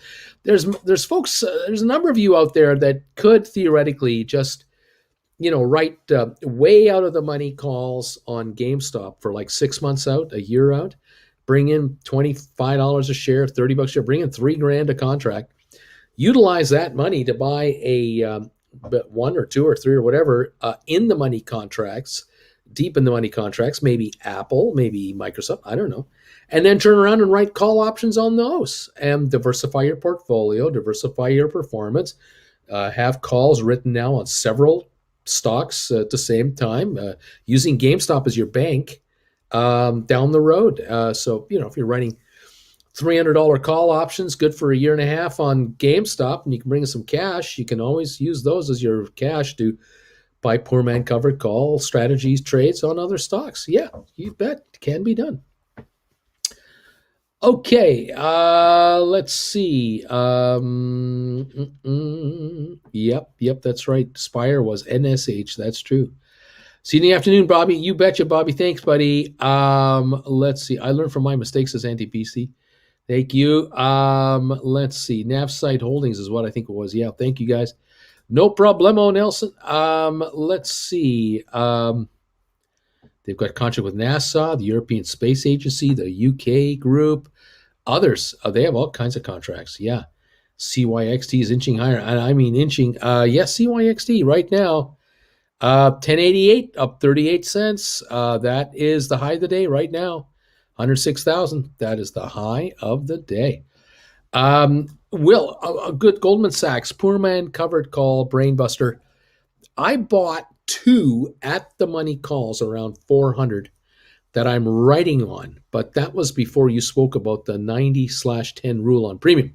Should I try to change those ASAP or write on them for a bit? I would definitely change those, because I'm not sure you're allowed to write calls against in the money call, out of the money calls, or out of the money, because you're ahead of the stock right now, I'm assuming. So you definitely want to get in the money calls, and they can be Decembers and Januaries if you want them to be. I mean, you can play this game where you buy in the money calls for as cheap a price as possible to write calls against them. So you buy, let's say, 385s or 380 call options on Goldman as an example, but they expire a month from now, or 6 weeks or 8 weeks. They don't have a lot of time premium on them. That's the strategy, right? The 90/10 rule. You can try to play that game, and then knowing in your mind that, well, in about 2 or 3 weeks, I'm going to have to roll these in the money calls to February's or March's, constantly re-rolling them. But again, the strategy is simple: not to pay $8,000 a contract, but to pay $1,500 or $2,000 a contract. That might be the strategy, and then write against them these $400, these calls, these 400 calls, or 405s or 410s, whatever, right? Okay. I hope that made sense. I hope I made sense. Coyote, wonder how many people are getting margin call this week. Well, those are on margin are always liable for and vulnerable to a margin call. That's the reason I try to keep you guys away from going on margin here. Just write contracts and bring in cash. Bring in cash. That's what you want to do. It adds up, man. It adds up. Okay. Um, what else is going on? Yeah, you can write calls against out of the money long calls as long as that you're closer in time and further out of the money in the style of a diagonal spread. Okay. Thank you, Jake. Very, very good. This is the kind of stuff you can look up on Google as well, the actual rules of the game, but can be done. I do enjoy the in the money strategy. I like the in the money strategy a lot because if the stock inches higher as you keep rolling, keeping writing new contracts and then buying them back and writing higher calls, buying them back, you're making money on the bottom end and on the top end at the same time without a lot of time premium being evaporated away. That's a good thing. And you're getting richer on both fronts as if you're a shareholder, but you're leveraged and you can write more calls than a shareholder can. I like that conservative strategy of being deep in the money, though. I do like that a lot. Okay.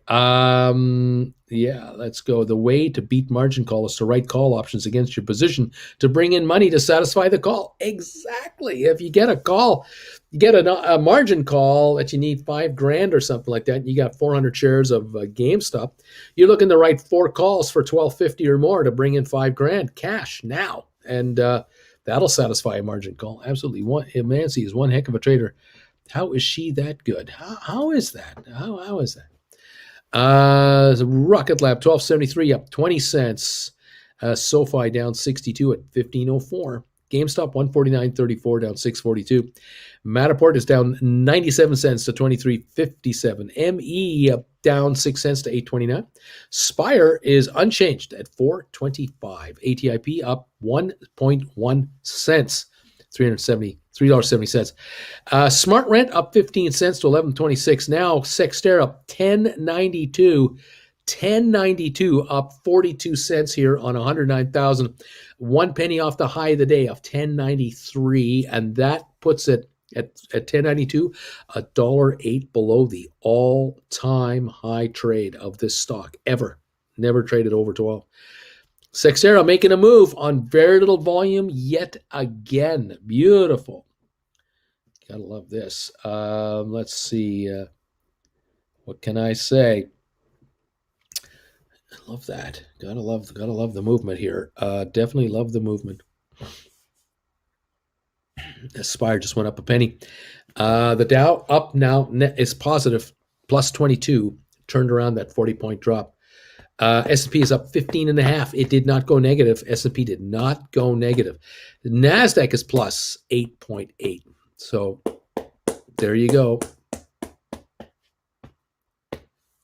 Interesting. Lots going on here. Oil only up 18 cents now at 71.12. There you go, guys. Thank you. Nothing to see there, says Jennifer. Uncle Bruce, I have a Sextera $10 call that expires December 17th. I'm thinking about holding it for a couple more days until Wednesday or Thursday. Do you think it's risky or not? No, you're fine. Your stocks, your options now in the money and climbing up here, obviously on a kind of a funny wishy-washy day, but you're definitely going higher. 10.91 right now, so you're 91 cents in the money and climbing. You always have the choice. You could have you have the ability if you want to sell this contract and turn around and buy another one, a $10 strike price or a $12.50 strike price further out if you want. But right now, every penny that this thing's climbing is moving up your option. I mean, it's 1 penny on the stock is $1 in your pocket in book value. So let's see what it has. Maybe today it'll break 11, go to 11.10, 11.20. Setting up for a nice Monday. Who knows? Thank you. Will says, thanks for the answer. Looking for that in the money action on my long calls after our weekend chat. I have one poor man cover call that's deep in the money and slowly getting my portfolio sorted. Right on, sir. Right on. One step at a time. Paul, it's a no-brainer if the stock is going to give you massive premiums if you sell way out. It's a no-brainer. You really can just sit back and relax with tons of money sitting in your account for a good opportunity. That's true. I mean, you could sell like right now, if you have Matterport shares, say you got 1,000 shares of Matterport, trading at $23, you could sell $40 calls for like 2 years out. If you bring in, I don't know, $5-6, you're bringing in like $10,000, $12,000. You can do whatever you want with that money. You just can't write any other options. You're stuck with a commitment to offer your stock at $40 a share for the next 2 odd years. But it's a $23 market right now. So, okay, you're saying to the market, you can have my stock at $40 between now and 2 years from now. Just give me this money up front. Give me 12 grand now. And you take that dough and you pay off a student loan you got. And that's a $300 a payment or a $500 a month payment you don't pay anymore. That's the end of that loan. That's the end of that payment. Finished, done, forever. And now you just leave Matterport over here. Because at the end of the day, if Matterport does go up in price, say in the next 3 months it goes to $60 a share, just theoretically, as it busts through 40, there's a chance you get exercised at $40. There could be a chance, but there might not be. It might be that you have to wait till the end of the option run to get taken out, to be exercised. Because you're saying, exercise me. I got the money. I'm not buying these calls back. Exercise me. But you might find that in 3 months, the stock does break 40 and 3, 4 months in, you do get exercised at 40. You get 8 grand handed to you. Here's $8,000. Well, you're liquid again. You got to keep the 11, 12 grand you already took in. That's yours. Plus the 8 grand here. Thank you. That's 20,000. Love it. Now move on to your next move. And you might buy Matterport right back at, say, let's say it's trading at $46 a share. You buy it at 46 and write call options for 2 years again for another $6, $7, $8. You might write like 50s or 60s and just say, I dare you to take me out. You can do that right now on Gamestop. You can write 200s right now if you want for a year or two, or you can write 300s or 350s. Some of these have some premiums. You could write a Rocket Lab right now. I mean, if you got 500 shares of Rocket Lab, you could write $25 call options probably on Rocket Lab. You might be able to write 30s. Good for 2 years. Bring in that money and just forget about the stock and just take that money and go somewhere else with it. And hold the stock and say, take me at 30. I'm ready. Anytime you want it, you can have it from me at 30. You might play that game and utilize that cash for either bills, or you might do this with 4 or 5 stocks you have. You write long-term way out contracts for big premium now. And now you're going to take that money and you're going to buy in the money long-term call contracts on Apple, let's say, and you're going to start being an Apple option writer that writes 2-week out options, 3-week out options. You can remember, you can also do another thing. You can buy Apple in the money contracts. Let's say you buy, no matter how you get the money, you buy $25 in the money options or $30 in the money options or whatever it is. And they're good for 6 months, right? You can turn around and write call options against that call option, good for 6 months at whatever strike price you want. So if you want to write 170s, 75s, 180s, 185s, but you write 6 months out, and if you bring in $15 a share, premium money, that's your money to do with as you wish, because at the end of the day, you're going to let that contract expire worthless because the thinking you have is, well, stock's 175 right now, roughly. I'm going to write 190s, good for 5 months, and I dare the stock to go up that high. And let's say it doesn't. Let's say it goes up to 184. It doesn't get any higher than that. These 190 contracts at the end will be worthless, and you don't have to buy them back. You keep all the money you brought in. Your contract that you bought is gone up in value because the stock may have gone up to 184, and you can just sell it and forget about it. Or it's coming towards the end of its lifetime that day before. You sell it for what it's worth and buy a new Apple call in the money, reposition yourself for 6 months going forward, and write another option for 6 months out. It's a one-time deal. You're just going to write a contract every 6 months. You don't want to deal with the minute-to-minute stuff. You can do that and bring in big premiums for long-term contracts, depending on the strike price. Yep. Oh, Bruce, when are you planning to do a class on rolling calls? I sure need some help in that area. I got a whole bunch of classes to put together here that I'm working on right now. I'm formulating a number of classes going forward. I figure 5 new classes are coming your way in the not too distant future. As soon as I know the timing, You'll know the topic and the timing, and then we'll get on with it. Let me figure out where I'm living in January, February 1st, though, because I don't know where I'm living yet. By the way, if any of you know someone here in the Valley, here's the ideal situation. Okay, here's what I'm really looking for. Okay, so if you know someone in the Valley here, in Palm Springs and Palm Desert, Rancho Mirage, Indian Wells, you have a family friend or something like that, or an acquaintance, or you know someone that knows somebody that knows somebody, and they have they got like a $5 or $10 million estate lying around out here, and the estate is made up of maybe one main house and a guest house or a second guest house. I was looking at a listing the other day. I was looking on YouTube the other day, and I found this beautiful presentation of a home. I don't know if it's for sale or not, but if I ever won the lottery of lotteries, I'd love to buy this place. Anyway, I'm guessing it's a $10-12 million place. That's my wildest guess, based on kind of what it is and all around that area. But anyway, they had a guest house that was 3 bedrooms, 3 baths. A guest house. It had its own 2-car garage, its own pool, its own hot tub, its own putting green. This is the guest house. And I thought, you know what? I would be willing to rent that. If a high-end falutin person out there wants to talk to me, maybe I could make a deal. I could sit down with that individual, and we could do some one-on-one sessions in lieu of some rent money, where Jen and I can hang out in a guest house for a couple of months. I'm very flexible at something like that. At $400 an hour for my time, I'm sure we could work something out here where we have some accommodation just next door to where you live. I mean, hey, you're managing multi-million-dollar worth of accounts. You're going to need some couple hours advice here and there to help manage it. I'm living right next door. I'm in that guest house.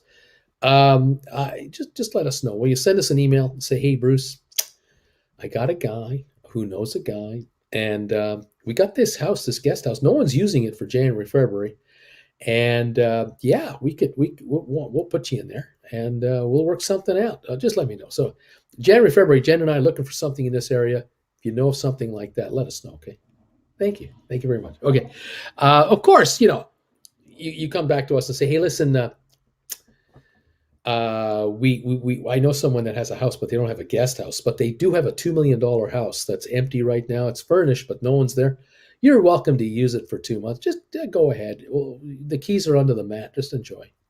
Thank you very much. Just give us a call. I can always do a one-on-one get together on the channel, like I do with one-on-one greets.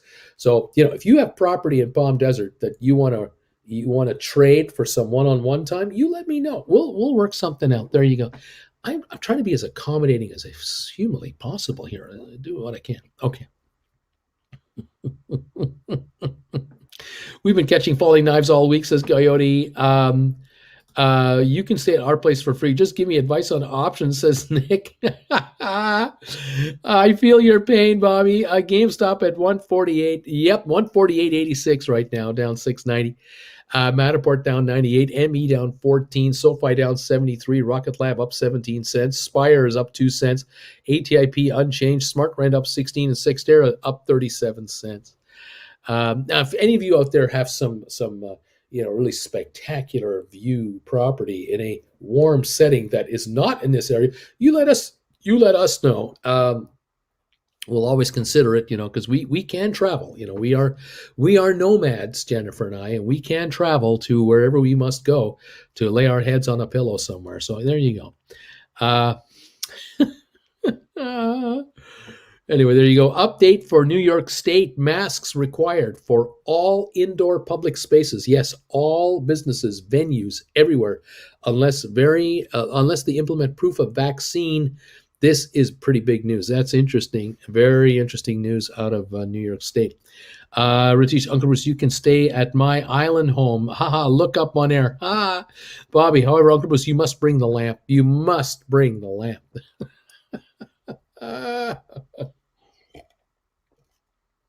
I don't know what lamp you're talking about. What lamp?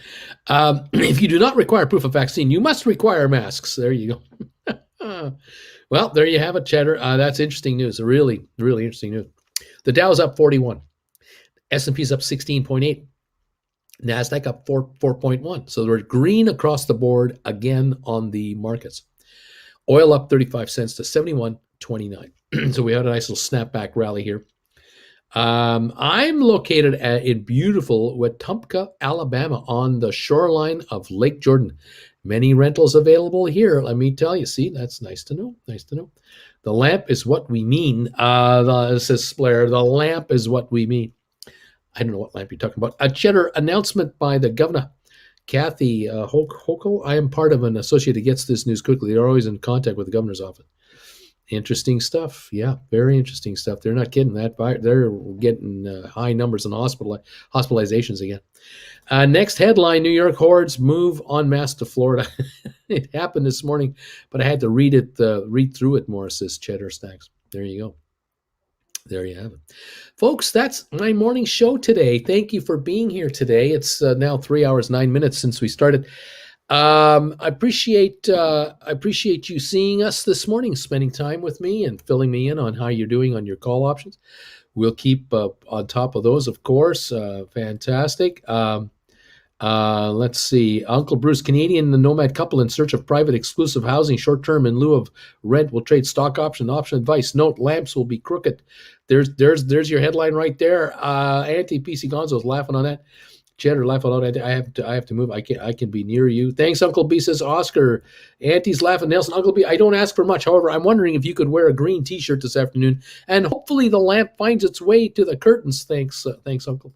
Of course, Cheddar Stacks expect you a little late to be frequent dinner guests. Damn it, Jim. In New York, they shouldn't worry. Even though Como isn't there anymore, his brother is now available. Who knows? Lots of politic talk. I don't want it. I don't need it. Guys, thank you for joining me today. Join me at 3 o'clock this afternoon as we shut this market down for another week, close out the option trades for this week. Let's see how it all works out, see if the markets want to stay positive, and maybe other shares we have will turn green. Time will tell. We'll see if the market wants to turn green overall. In the meantime, we'll watch that GameStop at 148.67 down 709. We'll keep an eye on it. Thanks, guys, for seeing me and hanging around. And we'll catch you later today at 3 o'clock Eastern time to shut down the market for the week. Okay, guys? Talk to you soon. Bye for now.